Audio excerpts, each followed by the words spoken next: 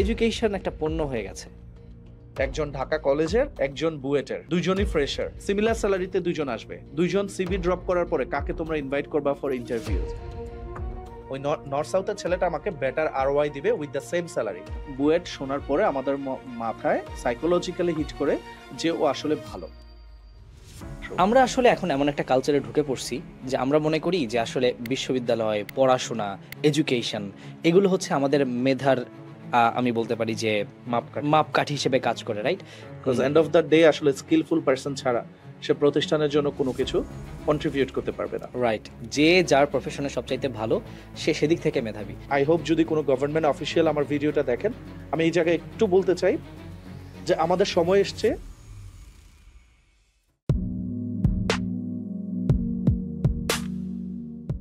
Hello, আসসালামু আলাইকুম সবাইকে।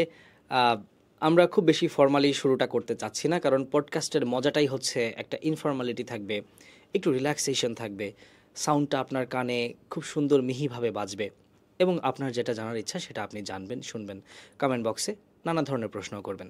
সো আমরা অত ইনফর্মাল বা ফর্মাল কোনোটাতে যাচ্ছি না, খুবই সিম্পলি একটা ইন্ট্রো দিয়ে শুরু করছি।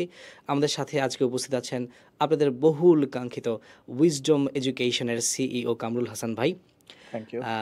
কামরুল হাসান ভাই আজকে আমাদের সাথে পডকাস্টে বসেছেন। একটা লম্বা আলোচনা হবে। আমি সাধারণত খুব বেশি পডকাস্ট করি না, কারণ হচ্ছে যেই সময়টা আমি ইনভেস্ট করব সেটা যদি আমার মানে ভ্যালু অ্যাড না করে তাহলে ওই সময়টা আসলে ইনভেস্ট করাটা দরকার নাই বলে আমি মনে করি। সো আজকের সময়টা আমরা ইনভেস্ট করব অনেক কিছু জানার জন্য, শেখার জন্য। আপনার এর আগের ভিডিওতে অনেক ধরনের প্রশ্ন করেছেন, সেগুলোর উত্তরও আমরা জানবো। সো আড্ডাটা একটু শুরু করা যাক। কামরুল ভাই, আপনার সাথে তো আমাদের অডিয়েন্সের অনেক জোর সোর বেঁধে আমাদের অডিয়েন্সরা বলেছিল যে একটা পডকাস্ট করতে, রাইট। সো বলেছিল খুব দ্রুত করতে। সো আমরা সেই দ্রুত তাদের কথা মতো এসেছি। রমজান মাস চলছে, আমরা রিকোয়েস্ট করব সবাইকে কানে হেডফোন দিয়ে খুব সুন্দরভাবে শুয়ে হোক বসে হোক পুরোটা পডকাস্ট আপনারা শুনবেন এবং আপনার কাঙ্ক্ষিত প্রশ্নের উত্তর কখন কামরুল ভাই দিচ্ছেন সেটার অপেক্ষা তো থাকবেই। আছেন কেমন কামরুল ভাই? আলহামদুলিল্লাহ, আপনার কি অবস্থা? আমি আছি আলহামদুলিল্লাহ, বেশ ভালো। আমাদের একটা টাইট শিডিউল যাচ্ছে রমজান মাসের। রাইট। তারপরেও আসলে এই শিডিউলের মাঝখানে কিন্তু একটা অফুরন্ত সময় থাকে, যেই সময়টা আমরা প্রোডাক্টিভ কাজে ব্যয় করি। সেই প্রোডাক্টিভ প্রশ্নগুলো আমরা করব। কিছু প্রশ্ন কিন্তু খানিকটা কঠিনও হবে ইনশাআল্লাহ, I will try my best. আচ্ছা, অবশ্যই সহজ কঠিন মিলিয়েই আসলে আমাদের প্রশ্ন। আমরা অডিয়েন্সের প্রশ্ন একটু পরে যাই। আমার একটা প্রশ্ন আপনার কাছে অনেকদিন ধরে রাখবো বলে ভাবছি। সেটা হচ্ছে, আপনি আমাকে এর আগের ভিডিওতে বলেছিলেন যে আপনি বেশ কয়েকটা ইউনিভার্সিটিতে ভ্রমণ করেছেন, ঘুরেছেন। তো আমাদের তো সেই সুযোগটা হয়নি, বিশেষ করে আমার। তো আমাদের মানব একটা বৈশিষ্ট্য হচ্ছে যে আমরা যেই গল্পটা জানি না বা দেখিনি সেটা আমাদের শুনতে খুব ভালো লাগে। তো আপনার কাছ থেকে আমরা আসলে শুনতে চাচ্ছি যে কোন ইউনিভার্সিটি আপনি ঘুরেছেন বা কতগুলো ইউনিভার্সিটি ঘুরেছেন, কোনটা আপনার কাছে বেশি ভালো লেগেছিল, এমন কোন ইউনিভার্সিটি আছে কিনা যেটা দেখে আপনার মনে হয়েছিল যে আরেকবার যদি সুযোগ হতো তাহলে এখানে একবার ভর্তি হতেন। সো সেই আলাপটা একটু আমাদের সাথে আপনি যদি করতেন। Thank you so much Nasir. আসলে ইউনিভার্সিটি ভিজিটগুলো আমাদের কাজেরই একটা অংশ। আমি গত 11 বছরে, ইফ আই এম নট রং, আমি প্রায় 200+ ইউনিভার্সিটি ভিজিট করেছি অ্যাক্রস দি ওয়ার্ল্ড। সো এটা ব্যাপারটা এরকম না যে আমি ইচ্ছা করেই ভিজিট করেছি। প্রায় সময়, অনেক সময় আমার কাজের প্রয়োজনে ইউনিভার্সিটিগুলো আমাদেরকে অনেক সময় ট্রেনিং পারপাসেস ইনভাইট করে থাকে, তাদের ক্যাম্পাসগুলো দেখার জন্য, তাদের অপরচুনিটিসগুলো এক্সপ্লোর করার জন্য এবং ফ্যাকাল্টিদের সাথে হচ্ছে মিট করার জন্য। সো এবং এর পাশাপাশি আমাদের গ্লোবালি অনেক ধরনের ইভেন্টস হয়, যেমন আইসিএফ ইভেন্টস হয়, এআইইসি অস্ট্রেলিয়ান ইন্টারন্যাশনাল এডুকেশন কনফারেন্স হয়। সো এইগুলোতে আমাদের জয়েন করা হয়। নর্থ আমেরিকাতে নাফসা হয়। সো এইগুলোতে আমরা জয়েন করি সো দ্যাট আমরা ইন্ডাস্ট্রি ট্রেন্ডের সাথে নিজেদেরকে আপ টু ডেট রাখতে পারি, ইনফরমেশনগুলো জানতে পারি, কোন ক্যাম্পাসটা কেমন, সো দ্যাট ব্যাক করে বাংলাদেশে এসে আমার টিমকে আমি আসলে ওইভাবে গাইড করতে পারি সো দ্যাট আমরা স্টুডেন্টদেরকে প্রপারলি ইনফরমেশনটা দিতে পারি, একটা অথেন্টিক ইনফরমেশন যেন সে পায়। এটা আমাদের সবসময় চেষ্টা থাকে। এই জন্য প্রায় সময় প্রতি বছরই আমার মোটামুটি হচ্ছে দেশের বাইরে 3 থেকে 4 মাস থাকা হয়। ইভেন সামনে মেতে আমরা আইসিএফ এ জয়েন করছি, মের 28 থেকে 31 তারিখ পর্যন্ত আইসিএফ এবং হচ্ছে নাফসাতে জয়েন করবো ইনশাল্লাহ। সো অলরেডি ইভেন্ট পার্টিসিপেশন আমাদের কনফার্ম হয়ে গিয়েছে, যেটা হচ্ছে এইবার আমেরিকাতে হবে, স্যান ডিয়েগোতে।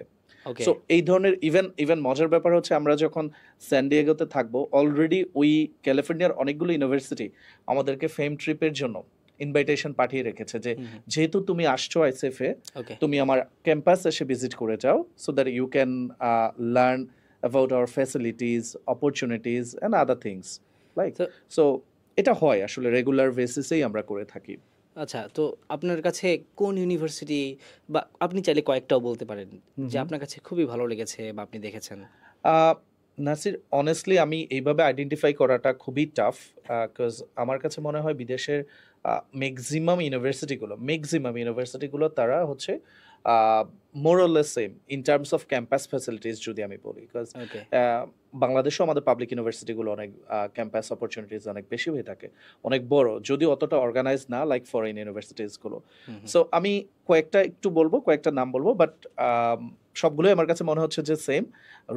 Last year I have visited Adelaide. So এডিলেইডে একটা ইউনিভার্সিটি আছে, university of Adelaide, and university of Adelaide one of the top notch university around the world. কি আছে ওখানে? এটা একটা গ্রুপ 8 ইউনিভার্সিটি। আচ্ছা এটার গ্লোবাল র্যাঙ্কিং এই মুহূর্তে if I am not wrong 68 in the world. আচ্ছা সো র্যাঙ্কিং দেখে আমরা বুঝতে পারছি এখানকার ফ্যাসিলিটিস অপরচুনিটিস ফ্যাকাল্টিস কেমন হবে। সো আমার কাছে মনে হয়েছে মানে ওই ইউনিভার্সিটিতে যখন আমরা ফেম ট্রিপে যাই, আমাদেরকে একটা গ্রুপ অফ পিপল যখন আমাদেরকে নিয়ে যাওয়া হয়, আসলে এত বড় একটা ক্যাম্পাস, আমার আসলে ওই দিন প্রায় 3 আওয়ার্সের মতো লেগেছে, অল্প কিছু ফ্যাকাল্টি আমরা ভিজিট করতে পেরেছি। আচ্ছা, আমাদের দেশে কিন্তু আসলে দুই ধরনের ক্যাম্পাসই আছে। হুম হুম যদি আমাদের অডিয়েন্স যারা দেশে আছেন এখন, হুম তারা আরো ভালো কানেক্ট করতে পারবেন, লাইক ইউনিভার্সিটি অফ ঢাকা, যেখানে আমি পড়াশোনা করি। হুম হুম এটা একটা ওপেন ক্যাম্পাস, রাইট? মানে এইখানে মানুষ যারা ইউনিভার্সিটির না, হুম তারা ঢুকছে, বিভিন্ন গাড়ি ঘোড়া ঢুকছে, যদিও এখন নিয়ন্ত্রণ করার চেষ্টা করা হচ্ছে, বাট রাইট তারপরেও the crowd is so much. হুম হুম আবার ধরেন কিছু ক্লোজড ক্যাম্পাস আছে যেখানে আসলে খুব বেশি সাধারণ মানুষকে দেখা যায় না, লাইক জাহাঙ্গীরনগর ইউনিভার্সিটি। হুম হুম সো সেখানে কিন্তু সবাই আসলে ছাত্র বা স্টাফ, ম্যাক্সিমাম পিপল হচ্ছে তারা। রাইট বাইরে থেকে যদিও কেউ যায়, সেটা আসলে ঢাকা ইউনিভার্সিটির মতো ওপেন না হওয়ার কারণে হুম হুম ফোকাসে আসে না। সো বাইরের দেশের ইউনিভার্সিটিগুলোও কি আসলে এরকম কিনা? অনেকাংশেই সেম।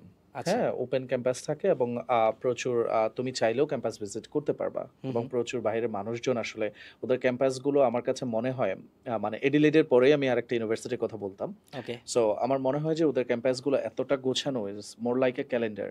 আমরা আচ্ছা ক্যালেন্ডারে যে ছবিগুলো দেখি, মানে আরো সহজ করে যদি বলি, একটা পার্কের মতো আমাদের রমনা পার্কটা যেমন মনে হয় যে রমনা পার্কটা আচ্ছা। অনেকাংশে তো আমাদের গোছানো না, হ্যাঁ। এরকম একটা পার্ক থাকে, পার্কের মতোই মনে হয় যে সব ধরনের ফ্যাসিলিটিস ক্যাম্পাসের মধ্যে, লেক থাকে, ক্যাম্পাস ফ্যাসিলিটিস তো ডেফিনেটলি সবগুলো থাকে, অনেক ধরনের অপরচুনিটিস থাকে। এডিলেডের পরে যদি আমি বলি, আমি লাস্ট অস্ট্রেলিয়া থেকে আমি লাস্ট নভেম্বরে, এই জাস্ট নভেম্বরে নিউজিল্যান্ডে যাই। সো নিউজিল্যান্ডে আমি ইউনিভার্সিটি অফ ওয়াইকাটোতে ভিজিট করার সুযোগ হয়। সো আমার পেজে একটা লাইভ করা আছে, আমি 10 to 20 মিনিটসের মধ্যে মনে হয় একটা লাইভ করেছিলাম ওই সময় নিয়ে। তাও ক্যাম্পাসের হয়তো বা 10% আমি কভার করতে পেরেছি কিনা, I am not sure. So আচ্ছা ক্যাম্পাসগুলো এত বড় হয়, অপরচুনিটিসগুলো হিউজ, স্পেশালি ক্যাম্পাসের অন ক্যাম্পাস যে অ্যাকোমোডেশনগুলো, এই জিনিসগুলো চমৎকার। মানে আমাদের যেই আসলে আমি বলতে চাই না, আমাদের যে অন ক্যাম্পাস অ্যাকোমোডেশন, না, কেন বলতে চাবেন না? আপনি তো বলতে হবে। আপনি না বললে আমি বলবো। আমি আমি কেন মানে বলবো? দেখো দিন শেষে এটা তো আমার দেশ না, হুম। এটা আমাদের ব্যর্থতা যে আমরা ওই জায়গায় পর্যন্ত পৌঁছাতে পারিনি।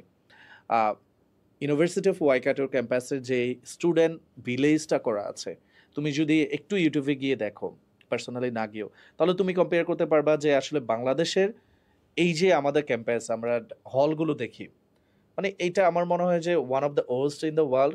আমার যত ইউনিভার্সিটি আমি ভিজিট করেছি, আহ, যত ইউনিভার্সিটি আমি কখনো কোথাও কারোর সাথে কম্পেয়ার করার মতো সুযোগ পাই নাই যে আমার দেশের অ্যাকোমোডেশনটা। বাট ইয়েস, রিসেন্টলি কিছু বিল্ডিং হচ্ছে, আমি দেখলাম অ্যাকোমোডেশন ফ্যাসিলিটিস অনেক ভালো, বাট স্টিল এই বিল্ডিংগুলো আসলে গ্লোবাল এক্সপেক্টে কারোর সাথে আসলে ওই কম্পেয়ার করার মতো সিচুয়েশনে নেই। না, আমি যখন প্রথম বর্ষে আসি, হল তো থাকার মতো অবস্থা ছিল না। হ্যাঁ, আমার বন্ধুরা থাকতো, রাইট। কখনো কখনো তাদের সাথে আড্ডা দিতে রুমে হুম যেতাম। হুম হুম আমার মনে আছে, আমি আমার ভার্সিটির কথাটা একটু পরে বলি। জাহাঙ্গীরনগর ইউনিভার্সিটিতে আমি একবার ঘুরতে গিয়েছিলাম। সেখানে আমার বন্ধুরা যেখানে থাকে, সেখানে গিয়ে I felt like I am in a hospital. Right. মানে ঢাকা মেডিকেলের ভিতরে যদি আপনি কখনো যান, আপনি দেখবেন যে মানুষ বেড না পেয়ে মানে সামহাউ সিঁড়ির দে আর মধ্যে, সার্ভাইভিং। মানে খুবই বাজে একটা সিনারিও। আমি লাস্ট ইয়ার সিনারিও। গিয়েছিলাম। সো একসাথে একই রুমে বিশাল বড় হল রুম, প্রায় ২০০-২৫০ মানুষ আছে। মানে ওইটা আসলে মানে নেওয়ার মতো না। তারপরেও এখন Honestly, মানে as a students, we have some basic rights না? আমার একটা ভালো accommodation থাকতে হবে, ফুড ভালো ফুড পেতে হবে। তুমি ফুড যদি ক্যাফেটেরিয়া গুলোতে যাও, বিদেশি ইউনিভার্সিটি গুলোর, আচ্ছা, মানে লাইক আমাদের দেশের একদম টপ নচ যেই রেস্টুরেন্ট গুলো, সেগুলো থেকেও আসলে অনেক সুন্দর, অনেক গোছানো। সো এগুলো আসলে কম্পারেবল না, কজ আমার মনে হয় আমরা ওই স্ট্যান্ডার্ডে এখনো যাই নাই। আমাদের আরো আমরা অনেক যেতে কাজ পারবো করতে। কিনা? সোফার আমি আশাবাদী আমরা হয়তোবা যেতে পারবো, বাট এটা আচ্ছা, কখন যাব, কিভাবে যাব, এইগুলা নিয়ে কারোর কোনো ইনিশিয়েটিভ নেই। ওকে, আমি যদি একটা ছোট্ট কান্ট্রি, আমার এই ইন্ডাস্ট্রিতে আসার শুরুর দিকে আমি অনেক বেশি সাউথ কোরিয়াতে যেতাম। আচ্ছা, I have worked with a Korean university as a country manager for Nepal. So আমি আচ্ছা, ওই ইউনিভার্সিটিতে অফিসিয়ালি কাজ করতাম, ফর তাদের জন্য নেপাল মার্কেটটা দেখতাম। সো এই জন্য আমাকে কোরিয়াতে অনেক যেতে হতো। হুম, হুম, সো কোরিয়াতে যখন আমি যেতাম, মানে এই যে এতক্ষণ আমরা যে অস্ট্রেলিয়া বা নিউজিল্যান্ডের যে ক্যাম্পাসগুলোর কথা বললাম, কোরিয়া একটা মানে ইংলিশ স্পিকিং কান্ট্রি না, মানে এশিয়ান একটা কান্ট্রি, রাইট? রাইট, বাট অনেকাংশে অস্ট্রেলিয়া, আমেরিকা বা নিউজিল্যান্ড থেকে তাদের ক্যাম্পাস লাইফ সুন্দর, তাদের এডুকেশন সিস্টেম অনেক সুন্দর। এডুকেশন তারা কখনোই প্রফিট করতে পারবে না। অ্যান্ড এখন পর্যন্ত পৃথিবীতে আমার দেখা কোরিয়া সম্ভবত one of the most affordable tuition fees স্টুডেন্টদের জন্য। বিকজ কোনো university is not for profit, because education is not for profit. এইটা হচ্ছে ওদের থিমটা, এটা যে তুমি education, you want to open a university, you are most welcome, আসো ইউনিভার্সিটি করো, জাস্ট ফর, আমরা বলি না সমাজসেবা করার জন্য, তুমি সমাজসেবা করবা, এখান থেকে কোনো বিজনেস আসলে করতে পারবা না কোরিয়াতে। কোরিয়াতে। সো যার কারণে যেটা হয়, এডুকেশনটা অনেক বেশি অ্যাফোর্ডেবল, আর ওদের স্ট্যান্ডার্ডটা আমি তো একটু আগেই বললাম হুম, হুম। যে অনেকাংশে অনেক টপ নচ যে কান্ট্রিগুলো আমরা চিনি তাদের থেকেও বেটার। উইজডম কি কোরিয়া নিয়ে কাজ করছে? আমরা এই মুহূর্তে করছি না। কঠিন প্রশ্ন, কেন করছেন না? আমরা করছি না, এখানে অনেকগুলো ভেরিয়ার আছে। যেহেতু আমি পার্সোনালি একটা সময় আমরা করতাম, ব্যাক ইন 2014-15 এই সময়টাতে করতাম। কোরিয়াতে যেটা হয়, যেহেতু এই কান্ট্রিটা আসলে এডুকেশনটা, যেটা হয় যে এডুকেশনটা প্রফিট করার জন্য না, সো ইউনিভার্সিটিগুলো না অনেক বেশি ফোকাসড না ইন্টারন্যাশনাল স্টুডেন্ট নেওয়ার জন্য, ওকে, এবং পলিসির দিক থেকে অনেকাংশে দে আর নট ফ্লেক্সিবল ইন্টারন্যাশনাল স্টুডেন্টদের ক্ষেত্রে ওই বলছি। ওই রিজিয়নে যারা স্টুডেন্টস আছে, হ্যাঁ, আম, মানে যদি সহজে বলা যায় যে কোরিয়ান স্টুডেন্টস যারা আছে, হ্যাঁ, হ্যাঁ, তাদের জন্য ওই ইউনিভার্সিটিগুলো খুবই ভালো। Right. But in case of international students, if I say, যদি আমি বাংলাদেশ থেকে কোরিয়ার ওই ইউনিভার্সিটিতে পড়তে যেতে চাই, that could be a tough deal, right? আপনি এটাই মানে বলতে চাচ্ছেন? অনেকাংশে ব্যাপারটা এমন না, মানে আমাদের জন্য দেখো, আমরা যখন একটা কান্ট্রি রিপ্রেজেন্ট করি, সো ওই কান্ট্রি আসলে কতটা ফ্লেক্সিবল ইন্টারন্যাশনাল স্টুডেন্টদের ক্ষেত্রে, তাদেরকে অপরচুনিটিসগুলো দেওয়ার ক্ষেত্রে কতটুকু। একটা স্টুডেন্ট তো শুধুমাত্র পড়তে যায় না, হুম, হুম, এতগুলো টাকা সে ইনভেস্ট করে, সে পড়ার পর চায় তার আরওআইটা কি হবে, সে একটা পোস্ট স্টাডি ওয়ার্ক পারমিট পাচ্ছে কিনা। বিকজ আমি let's say I have studied civil engineering, but আমি শুধু পড়াশোনা করে চলে আসলাম, তাহলে তো হবে না। I need to have some experiences, practical experiences, right? So Right. এটার অপরচুনিটিসটুকু কতটুকু, পোস্ট স্টাডি ওয়ার্ক পারমিট। দেন আমি যদি মনে করি যে আমি এখানে থেকে যেতে চাই, তাহলে আমাকে আমার পিয়ার অপরচুনিটিসগুলো কী কী আছে। সো একটা স্টুডেন্ট যখন একটা বাইরের ইউনিভার্সিটি বা বাইরের কান্ট্রিতে পড়তে যায়, তার অনেকগুলো বিষয় সে কনসিডার করে। সো এত কিছু কনসিডার করার পরে যদি ওই কান্ট্রির পলিসিগুলো ফ্লেক্সিবল না থাকে, তাদের জন্য একটু ডিফিকাল্ট হয়ে যায়। কোরিয়াতে যেটা হয়, কোরিয়ান গভর্নমেন্ট যেহেতু আসলে ওরা অনেক বেশি ফোকাস না টু রিক্রুট ইন্টারন্যাশনাল স্টুডেন্টস, তাদের পলিসিগুলো completely different than others. Like আমি একটা ব্যারিয়ার বলি, অস্ট্রেলিয়া, নিউজিল্যান্ড, কানাডা কিংবা হচ্ছে ইউএস, তুমি যদি পড়তে যেতে চাও, তোমার এডুকেশনাল যেই ডকুমেন্টসগুলো, এগুলো কোথাও থেকে ভেরিফাই করার কোনো প্রয়োজন নেই, কারণ এটা তো চাইলেই আমরা অনলাইনে ভেরিফাই করতে পারি। হুম, সো এটা বোর্ড, শিক্ষা মন্ত্রণালয়, দেন হচ্ছে ফরেন মিনিস্ট্রি, দেন এম্বাসিজ, এটা অহেতুক আমার কাছে মনে হয়। আচ্ছা, but if you wants to go to Korea, তোমাকে ফার্স্ট তোমার এডুকেশনাল ডকুমেন্টসগুলো এডুকেশন বোর্ডে যেতে হবে, অ্যাটাস্টেড করতে হবে, দেন শিক্ষা বোর্ডে যেতে হবে, শিক্ষা মন্ত্রণালয়, শিক্ষা মন্ত্রণালয় থেকে পররাষ্ট্র মন্ত্রণালয়, অ্যান্ড সব কিছু ডান করার পরে তোমাকে নোটারাইজড করতে হবে, এবং এইগুলো নিয়ে কোরিয়ান এম্বাসিতে অ্যাপয়েন্টমেন্ট নিয়ে, কোরিয়ান এম্বাসি থেকে অ্যাটাস্টেশন করার পর you can apply for a এটা তো অনেক লম্বা জার্নি। অ্যাডমিশন। ইয়েস, তো ওই যে বললাম আমি, তারা আসলে লেটস সে তারা অনেক বেশি ইন্টারন্যাশনাল স্টুডেন্টদের পলিসির ক্ষেত্রে ফ্লেক্সিবল না, বিকজ এটা তাদের বিজনেস না। অ্যাপার্ট ফ্রম দ্যাম, তুমি যদি Australia, New Zealand, UK, US, Canada এই কান্ট্রিগুলোকে দেখো, তাদের আসলে এই কান্ট্রিগুলো ডমিনেট করে ইমিগ্রেন্টরা, এবং এই ইমিগ্রেন্টদের মেজরিটি আসে হচ্ছে ইন্টারন্যাশনাল স্টুডেন্ট হয়ে। সো ওরা জানে একটা ইন্টারন্যাশনাল স্টুডেন্ট তাদের কান্ট্রির জিডিপি ওভারঅল গ্রোথে কতটুকু কন্ট্রিবিউশন রাখে। সো এই জন্য তারা সবসময় ইন্টারন্যাশনাল স্টুডেন্ট রিক্রুটমেন্টের ক্ষেত্রে একটা ইন্টারন্যাশনাল স্ট্যান্ডার্ড মেনটেন করে।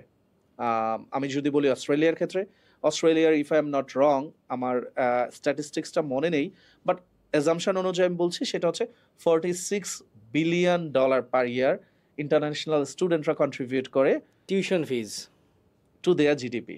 আচ্ছা, জিডিপিতে মানে not only tuition fees, tuition fee দিয়ে, আসলে টিউশন ফি দিয়েই, মানে টিউশন ফিটাই যদি আমরা ধরি সেটা প্রায় $46 বিলিয়ন কন্ট্রিবিউট করে, যেটা আমাদের গার্মেন্টসের চেয়েও অনেক বেশি। আমি যদি আরেকটু কম্প্যারিজন করে বলি, আমাদের গার্মেন্টস সেক্টরে কি হয়, আমরা মোস্ট অফ দ্য আইটেমস আমরা বাইরে থেকে আসে, আমরা অ্যাসেম্বলিং এর কাজটা করি বাংলাদেশে, রাইট, সেলাইয়ের কাজটা করি। সো আমার যদি টোটাল গার্মেন্টস ইন্ডাস্ট্রি $40-42 বিলিয়ন হয়, সেক্ষেত্রে আমার অ্যাকচুয়াল প্রফিট কিন্তু $15-20 বিলিয়ন।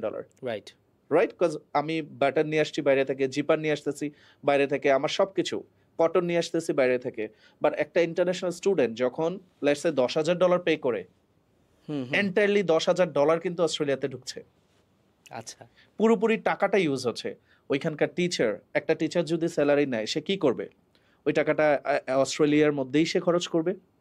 একটা ইউনিভার্সিটি যদি কোনো কিছু প্রিন্টিং এর কাজ করে, সে অস্ট্রেলিয়া থেকেই প্রিন্টিংটা করছে। তার মানে তার সোসাইটিতে, তার কান্ট্রিতে পুরো সার্কুলেট হচ্ছে টোটাল যে টাকাটা, আমরা মানে $46 বিলিয়ন পুরোপুরি ইউজেবল, যেটা ইউজ হচ্ছে অস্ট্রেলিয়াতে। বাট আমার গার্মেন্টস সেক্টরে আমি পাচ্ছি অ্যাকচুয়ালি হচ্ছে $15-20 বিলিয়ন। তো আমাদের গার্মেন্টস থেকেও অনেক বড় ইন্ডাস্ট্রি হচ্ছে এডুকেশন ইন্ডাস্ট্রি। কথাটা কি ভয়ানক! মানে আমি আসলে সাহিত্যের ছাত্র, তো ইন্ডাস্ট্রিয়াল রিভলিউশন এগুলো আসলে আমার মাথায় অনেক ঢুকছে। তো এডুকেশন ইন্ডাস্ট্রি মানে ইভেন দেখো এই 4-5টা কান্ট্রি কিন্তু, ইভেন ইউএস, লাস্ট স্ট্যাটিস্টিক্স অনুযায়ী ইউএসএ তে 1.1 মিলিয়ন স্টুডেন্ট গিয়েছে last year. So it's one of their biggest source for their income.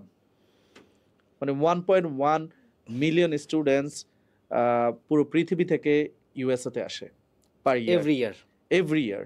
আচ্ছা, আমরা ইউনিভার্সিটির লাভ, দেশের লাভ আমরা আবার পরে যাব। আমরা স্টুডেন্টের ব্যক্তিকেন্দ্রিক আলোচনায় আসি। একটা প্রশ্ন আমার মনে পড়লো, আমাদের লাস্ট ভিডিওতে একজন করেছিলেন, যে একটা স্টুডেন্ট ইউরোপ এবং আমেরিকা দুইটা, আপনি বলবেন যে এই দুইটা দেশে টিউশন ফি তো আসলে সব না, এর সাথে আরও কিছু প্রয়োজন হয়। কেউ একজন এক জায়গা থেকে এক জায়গায় যাচ্ছে, তার ট্রান্সপোর্ট কস্ট আছে। কেউ একজন সকালবেলা ব্রাশ করছে, তাকে পেস্ট কিনতে হচ্ছে।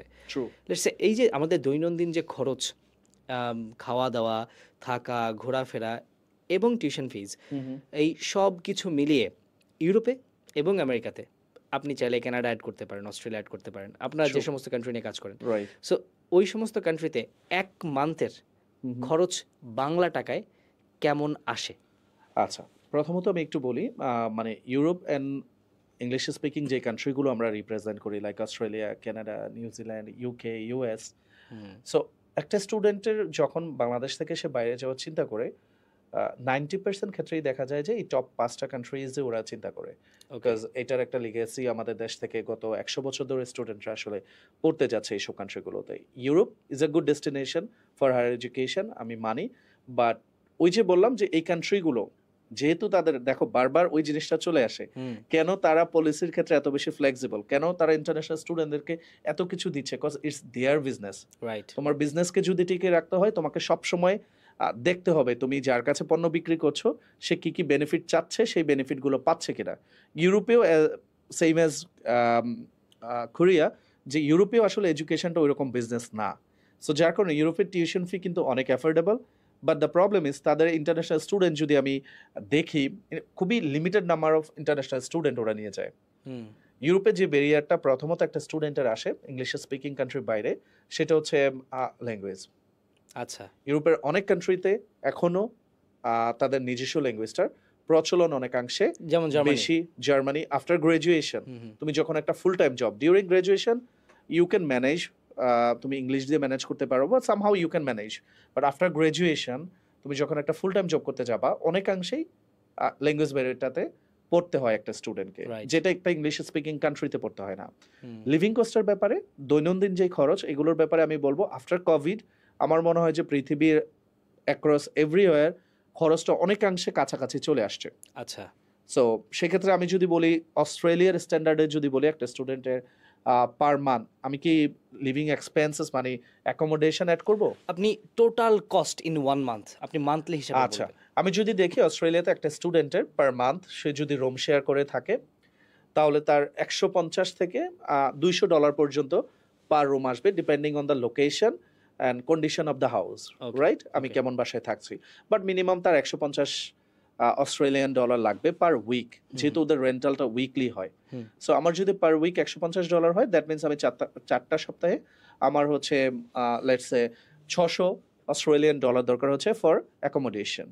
$600 বলতে আমাদের বাংলাদেশি টাকায় লেটস সে 50,000। 50,000 টাকার মতো। আচ্ছা, সো 50,000 টাকার বাইরে তার কি কি কস্ট আসবে? তার একটা ট্রান্সপোর্টেশন কস্টটা অনেকাংশেই কম, স্টুডেন্টদের কার্ড করা যায়, রেগুলার কার্ডগুলো আচ্ছা। যায়, লাইক আওয়ার মেট্রোর কার্ড, এরকম কার্ডগুলো করে নেওয়া যায়। সো সেই কার্ডগুলো করে নিলে যে কস্টিংটা আসলে অনেক বেশি অ্যাফোর্ডেবল হয়ে যায়। সো লেটস সে ট্রান্সপোর্টেশন আমি আরো $200 ধরতে পারি, 16,000 টাকা, $200 অলমোস্ট। সো ধরলাম 66,000 টাকা। 66,000 টাকা। আচ্ছা, এটার বাইরে থাকবে তার গ্রোসারিজ, লাইক তার সে যদি নিজে রান্না করে খায় তার কি কি দরকার হতে পারে। সো আমার মনে হয় যে একটা স্টুডেন্টের উইকলি $200 বেশি তার বাজার সদাইয়ের দরকার হয় না, সে যদি একা খায়, cause most of the time স্টুডেন্টরা আসলে কাজ করে। সো যেখানে কাজ করে অনেকাংশে রেস্টুরেন্ট হলে ওই জায়গাগুলোতে ওরা একটা বেলা খেতে পারে।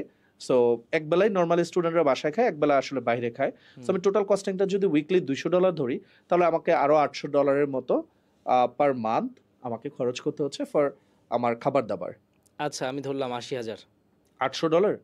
না, সব মিলিয়ে আমি ও ওকে ওকে, আমি যোগ দিচ্ছি। না 66,000 তো। সো এখানে $800 মানে হচ্ছে তোমার 64,000। সো 64,000 অ্যান্ড আমাদের আগে ছিল 66,000, সো 1,20,30,000 এর মতো ও হ্যাঁ, চলে আসবে, ও হ্যাঁ, রাইট? আচ্ছা, আচ্ছা, আচ্ছা। 1,20,000, ওকে। আচ্ছা, তারপর আসবে তার আরো ওয়াইফাই, ইলেকট্রিসিটি, ফোন বিল, এগুলো আমি ধরতে পারি যে রাফলি হয়তো বা $100 হয়ে যাবে মান্থলি। মান্থলি। মানে দেখা গেছে আমরা তো নর্মালি এখন ইন্টারনেটই ব্যবহার করি। সো একটা প্যাক নিয়ে নিলে, ইন্টারনেট প্যাক নিয়ে নিলে পুরো মাস $50, 60, 70 হয়ে যাচ্ছে। সো আমি ধরে নিচ্ছি it depends on person to person যে আমি কিভাবে আসলে স্পেন্ড করব, কতটুকু স্পেন্ড করব। সো অনেকাংশে অনেক স্টুডেন্ট এর থেকে কমেও আসলে শেষ করে ফেলতে পারে তার মান্থ, আবার অনেকাংশে অনেক স্টুডেন্ট এর চেয়েও বেশি খরচ করে আসলে তার মাসটাকে শেষ করে। আচ্ছা, অস্ট্রেলিয়ার সিডনিতে বাসা ভাড়া অনেক বেশি। তো আমি একটা ভিডিও দেখলাম, I found it both funny and struggling. ভিডিওটা হচ্ছে যে দেয়ার ইজ আ ম্যান যে আসলে সিডনিতে বাড়ি অ্যাফোর্ড করে থাকতে পারে না, বাট তার ক্যাম্পাস হচ্ছে সিডনিতে। ওকে, সো সে দূরে থাকে এবং সে প্রতিদিন প্লেনে যাওয়া আসা করে, এবং প্লেনের খরচ মানে এতটাও না যতটা হচ্ছে সিডনির বাসা ভাড়ার খরচ। ওকে। সো এটা আমি দেখি নাই, সরি। প্রথমত এটা হয় হচ্ছে সিডনি, আমি যদি ইন্টারন্যাশনাল স্টুডেন্টের পার্সপেক্টিভ থেকে বলি, সিডনিতে প্রায় টোটাল ইন্টারন্যাশনাল স্টুডেন্ট, সিডনি আসলে এনএসডব্লিউতে, নিউ সাউথ ওয়েলসে। ওকে, সো এনএসডব্লিউতে normally total international student last year approximately 7 লক্ষ স্টুডেন্ট অস্ট্রেলিয়া গিয়েছে ফর দেয়ার হায়ার এডুকেশন, মানে পুরো পৃথিবী থেকে। পুরো পৃথিবী থেকে। আচ্ছা। এই 7 লক্ষের 40% শুধুমাত্র সিডনি এরিয়াতে যাচ্ছে, নিউ ওরে সাউথ ওয়েলসে বাপরে। যাচ্ছে। সো এই জন্য হাউজিং ক্রাইসিসটা অনেক বেশি সিডনিতে। এমনিতেও আমরা যদি বাংলাদেশের মানুষজনের কথা চিন্তা করি, বাংলাদেশ থেকে যখন আমরা যাচ্ছি নর্মালি কি হয়, আমরা অস্ট্রেলিয়া মানেই মনে করি সিডনি। হ্যাঁ, এটা সিডনির তো বাইরে অস্ট্রেলিয়ার অনেক বড় বড় আসলে ইংল্যান্ড রিজিয়ন যেরকম আছে, লন্ডন হয়ে গেছে রাইট? সো এরকম। এই জন্য আসলে মানুষ বেশি যাওয়ার কারণে কম্পিটিশনটা অনেক হাই, হাউজিং ক্রাইসিসটা অনেক বেশি। সো এক্সপেন্সটা এই কারণে বেড়ে যায় অনেকাংশে। আচ্ছা, আচ্ছা, বুঝতে পেরেছি। তো আমরা অস্ট্রেলিয়া হিসাবটা করলাম, আমরা যদি ইউএস এর হিসাবটা করি এরকম, তাহলে কত দাঁড়াতে পারে in rough? More or less same, more or less More or less আসলে same. সবগুলো কান্ট্রিতেই মোর অর লেস সেম। আচ্ছা, বুঝতে পারলাম। তো এই হচ্ছে আমাদের মানে থাকা খাওয়া সহ সম্পূর্ণ খরচটা দাঁড়াচ্ছে। রাইট। আমার মনে হয় যে এইটা তো তারা স্টুডেন্ট অবস্থায় জব করে নিয়ে আসতে পারবে, রাইট? দেখো, আমরা যে কান্ট্রিগুলো রিপ্রেজেন্ট করি প্রত্যেকটা কান্ট্রিতেই, প্রায় অলমোস্ট সব কান্ট্রিতেই তারা 20 আওয়ার্স পার উইক কাজ করার জন্য এলিজেবল। সো 20 আওয়ার্স যদি একটা স্টুডেন্ট কাজ করে ইন অস্ট্রেলিয়া, যদি কাজ করে, সে পার আওয়ার মিনিমাম সে যদি একটা জব পেয়ে যায় $24 পার আওয়ার পাবে, হুইচ ইজ দ্য মিনিমাম। আমি তোমাকে একটা ঘটনা শেয়ার করতে পারি। লাস্ট উইকে তোমার ভিডিওর পর 2 দিন পরে আমার একটা স্টুডেন্ট, আমার একটা ব্যাংক কার্ড অস্ট্রেলিয়াতে আমি ফেলে আসছিলাম, ও নিয়ে আসলো। ওর সাথে আমার কথা হচ্ছিল, ও ইউটিএস কলেজে পড়ে, which is a top 100 college in Australia. So ও ক্যাম্পাসেই জব পেয়ে গেছে। সো ক্যাম্পাস জবগুলো নর্মালি অনেক বেশি হাই পেইড হয়। সো পার আওয়ার $40 আচ্ছা পাচ্ছে, নিয়ারলি ডাবল, বাইরে ডাবল। সো নর্মালি হচ্ছে $24 তোমাকে কেউ যদি কাজ দেয় তাকে দিতে হবে বাই ল। ইভেন এটা যদি হলিডেতে হয়, লেটস সে সানডে, সেই $24 $48 হয়ে যাবে পার আওয়ার। সানডেতে আমরা যদি হলিডেতে কাজ করি, গভর্নমেন্ট হলিডে যদি হয় সেম, আমাদের ডাবল হয়ে যাবে। লেটস সে ক্রিসমাসের ভ্যাকেশন, অস্ট্রেলিয়ান ন্যাশনাল ডে, এই সময়গুলোতে যদি আমরা কাজ করি, আমার যদি পার আওয়ার $30 স্যালারি হয়ে থাকে, তাহলে আমি স্যালারি পাবো হচ্ছে $60 পার আওয়ার। আচ্ছা, ওই দিন সারা দিন কাজ করলে তো রাইট হচ্ছে। অনেক স্টুডেন্ট করে, আমার অনেক স্টুডেন্ট ভ্যাকেশনে করে। সো আমরা ওইটা ইনফ্লুয়েন্স করছি না স্টুডেন্টদেরকে, তাদের first priority should be their education. না, তা তো অবশ্যই। কিন্তু আমি রিসেন্টলি একটা জিনিস দেখলাম, একটা ব্যাপার দেখলাম, সেটা হচ্ছে একটা স্টুডেন্ট, সে অস্ট্রেলিয়াতেই পড়াশোনা করছে এমন অবস্থায় পড়াশোনা শেষ হয়ে গেছে। হি ওয়াজ ট্রাইং ফর একটা ভালো জবের জন্য চেষ্টা করছিল, কিন্তু জবটা হয় নাই, এবং তার স্টুডেন্ট অবস্থায় যে ওয়ার্ক পারমিটটা ছিল সেটা শেষ হয়ে গেছে। সো এখন সে না পারছে জবে জয়েন করতে, না পারছে তার ওয়ার্ক পারমিট দিয়ে somehow earn bread and butter, যেটাকে আমরা বলে থাকি, সেটা ম্যানেজ করতে। সো সে এখন বুঝতে পারছে না যে সে দেশে ফিরে আসবে কি না, ওইখানে কি করবে না করবে। সো এই ধরনের কন্ডিশন আসলে কেন তৈরি হচ্ছে, বা যাতে ভবিষ্যতে যারা বিদেশে যাবে বা যাচ্ছে তারা যাতে এরকম সিচুয়েশন কোনোদিন ফেস না করে, সেই সম্পর্কে কি আপনার কিছু বলার আছে? আচ্ছা, প্রথমত এখানে অনেকগুলো ব্যাপার থাকে।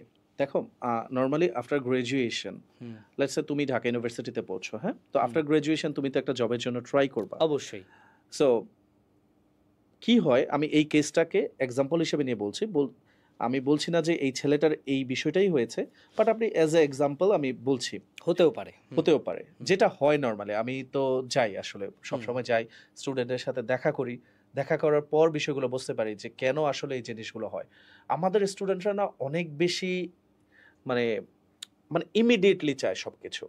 মানে আমি আজকে অস্ট্রেলিয়া গেলাম, আজকেই আমাকে হচ্ছে খুবই $1000s আমার পার ডে লাগবে হয়তো, বা মানে ইমিডিয়েটলি রেজাল্টস চাই আমরা। আচ্ছা, অ্যাজ এ বাংলাদেশি, আমি পৃথিবীর যেই দেশে আমার স্টুডেন্টরা যাচ্ছে, আমি তাদের মধ্যে একটা প্রবণতা দেখি যে তারা কুইক বাড়ি গাড়ি, মোবাইল, আইফোন, ল্যাপটপ, হ্যাঁ, আইপড, তার এখনই লাগবে। সে ভুলেই যায় তার প্রাইমারি ডিউটিস কি, এডুকেশন। ইয়েস, আমি যাচ্ছি একটা ইউনিভার্সিটিতে, আমার প্রাইমারি ডিউটিস হচ্ছে আমার ভালো করে পড়াশোনা করা, আগে আমার পড়াশোনাটা শেষ করা। আমি ওয়ার্ক পারমিটে যাচ্ছি না।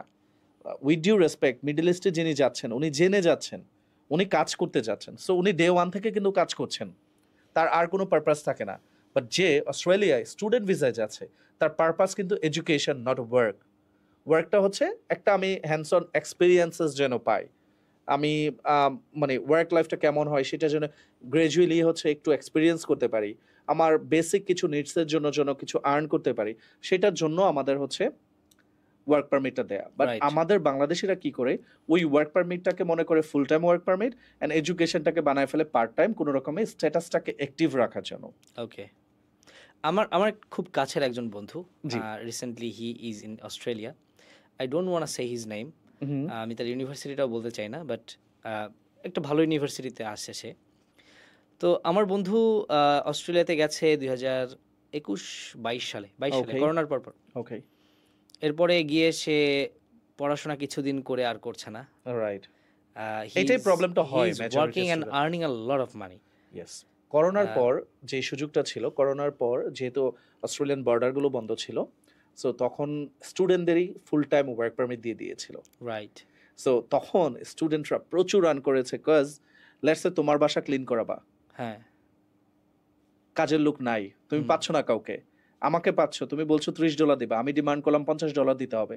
And তোমার আর উপায় নেই আসলে, কারণ বর্ডার বন্ধ, নতুন করে মানুষজন নেই, যারা আছে তাদেরকেই অ্যাকোমোডেট করতে হচ্ছে, রাইট? রাইট। তখন স্টুডেন্টরা আসলে অনেক বেশি আর্ন করেছে। এন্ড ওই কোশ্চেনটাতে আমি একটু গুরুত্ব দিয়ে যাব যে কেন স্টুডেন্টরা গ্রাজুয়েশনের পরে চাকরি পায় না। রাইট। সো আমি যেই জায়গাটাতে ছিলাম, সো ওরা কি করে, যে পড়াশোনার চেয়েও বেশি কাজে ফোকাসড হয়ে যায় অনেক বেশি। And আরেকটা বিষয় যেটা করে, হুইচ ইজ অ্যালার্মিং, আমাদের বাংলাদেশের স্টুডেন্টরা যাওয়ার পরে, লেটসে আমি জানি না তোমার বন্ধু কোন ইউনিভার্সিটিতে গিয়েছিল, লেটসে XYZ, আমি একটা ইউনিভার্সিটির নাম বললাম, ধরো আমার একটা partner university which is Victoria university. Okay. So আমি ওই ইউনিভার্সিটিতে একটা স্টুডেন্টকে পাঠাচ্ছি for their higher education, let's say bachelor of engineering, it can be automobile engineering or mechanical engineering. Right. সে যাচ্ছে এখানে, তার পারপাস হচ্ছে অটোমোবাইল, সে পড়াশোনা করবে, দেন একটা ইন্ডাস্ট্রি প্লেসমেন্ট পাবে অর ট্রাই করবে for getting a job, right? But ওরা কি করছে, অস্ট্রেলিয়াতে একটা সেমিস্টার কমপ্লিট করে ভিক্টোরিয়া থেকে সে ট্রান্সফার হয়ে একটা ছোটোখাটো যেই কোনো কলেজে মুভ করে যাচ্ছে। ওকে। লেটস সে আমি বাংলাদেশের উদাহরণ দিয়ে বলি, আমি বাংলাদেশের আসবো পড়তে, আমি নর্থ সাউথে আসলাম, ভিসা নিলাম নর্থ সাউথে আসার জন্য, বাট বাংলাদেশে আসার পরে আমি নর্থ সাউথে এক সেমিস্টার কমপ্লিট করে আমি বাংলাদেশের XY একটা নাম সর্বস্ব একটা কলেজে আমি চলে গেলাম। সো এই জিনিসটাই আসলে অস্ট্রেলিয়াতে হয়, মেজরিটি স্টুডেন্ট করে। সো যখন একটা ভালো ইউনিভার্সিটিতে যাচ্ছে, সে নর্মাল একটা কলেজে just to save her or his tuition ফিজ, তারা কি করে নর্মাল নাম সর্বস্ব একটা কলেজে ট্রান্সফার হয়ে যায়, যেখানে কোনো ভালো এডুকেশন হয় না, কিছুই হয় না। নামকা ওয়াস্তে আমি স্টুডেন্ট হিসেবে থেকে গেলাম, কজ আমার ভিসাটাকে অ্যাক্টিভ রাখতে হবে। একদম। ইনিশিয়ালি তারা মনে করে যে আমরা তো লাভবান, আমার ভিক্টোরিয়াতে হয়তো বা $22,000 টিউশন ফি দিতে হতো, আর এই কলেজে আমি টিউশন ফি দিচ্ছি $8,000 থেকে $9,000। সো আমি $10,000, $12,000, $15,000 সেভ করছি। ইনিশিয়ালি তারা মনে করে এটা, বাট যখন তার গ্রাজুয়েশনটা শেষ হয়ে যায়, যখন সে চাকরি খোঁজার জন্য যায়, ওকে, চাকরি দাতা যারা আছেন, লেটস সে তোমার অফিসে কালকে 2 জন আসবে, একজন ঢাকা কলেজের, একজন বুয়েটের, দুইজনই ফ্রেশার। আপনি আমাকে কঠিন সিচুয়েশনে ফেলছেন। দুইজনই ফ্রেশার, হ্যাঁ দুইজনই ফ্রেশার। ওকে, দুইজনের কোনো এক্সপেরিয়েন্সেস নাই। ওকে, সিমিলার স্যালারিতে দুইজন আসবে। দুইজন সিভি ড্রপ করার পরে কাকে তোমরা ইনভাইট করবা ফর ইন্টারভিউজ? আপনি আমাকে অনেক কঠিন সিচুয়েশনে ফেলছেন। এনিওয়ে, দুজনে যদি কোনো ধরনের কোনো এক্সপেরিয়েন্স না থাকে, একদম জিরো, আমি আমার কথা বলবো না। আমি হয়তো বা আমার কাজটা ডিফারেন্ট, আমার সেক্টরটা ডিফারেন্ট, আমি দেখবো যে কে বেশি ভালোভাবে কথা বলতে পারে। সো আমার এখানে হচ্ছে কথার জাদু চলে। তো আমি দেখবো যে কে ভালো কথা বলতে পারছে, বা কে আসলে সাম্প্রতিক বিষয়গুলো নিয়ে অনেক বেশি অ্যাকনলেজড। সেটা বুয়েটের স্টুডেন্টটাও হতে পারে, এটা কন্টেন্ট ক্রিয়েশন না, অন্য একটা জব, অন্য কোনো জব যদি হতো, যদি আমি ম্যাথস পিপলের কথা চিন্তা করি, তাহলে হয়তো বা এরকম হতো যে বুয়েটের ছেলেটা বেশি প্রাধান্য পাচ্ছে। হয়তো বুয়েট শোনার পরে আমাদের মাথায় সাইকোলজিক্যালি হিট করে যে ও আসলে ভালো, রাইট? এরকম হয়, এইটাই হয়। মানে আমি নিজে তো একজন এমপ্লয়ার, রাইট? আমি যখন কাউকে আমার HR যখন ইনভাইট করে, আমরা একটা শর্ট লিস্ট করি। সো আমি যখন নর্থ সাউথের একটা বাচ্চাকে দেখি, সে আমার এখানে অ্যাপ্লাই করেছে সিমিলার রোলের জন্য, অ্যাজ এ ফ্রেশার, কোনো এক্সপিরিয়েন্সেস নেই, আবার সেম রোলের জন্য কোনো একটা ন্যাশনাল ইউনিভার্সিটির নর্মাল একটা কোনো কলেজ থেকে অ্যাপ্লাই করেছে, আমরা অনেকাংশে এটা উচিত না, বাট আমরা অ্যাভয়েড করে যাই। বাস্তবতা হচ্ছে এটা সত্য, বিকজ দুজনই ফ্রেশার আমার কাছে, এবং আমি জানি ওই নর্থ সাউথের ছেলেটা আমাকে বেটার ROI দিবে with the same salary, right? এটা আমার কনফিডেন্ট, বিকজ আমি প্রিভিয়াসলি এটা এক্সপিরিয়েন্স করেছি।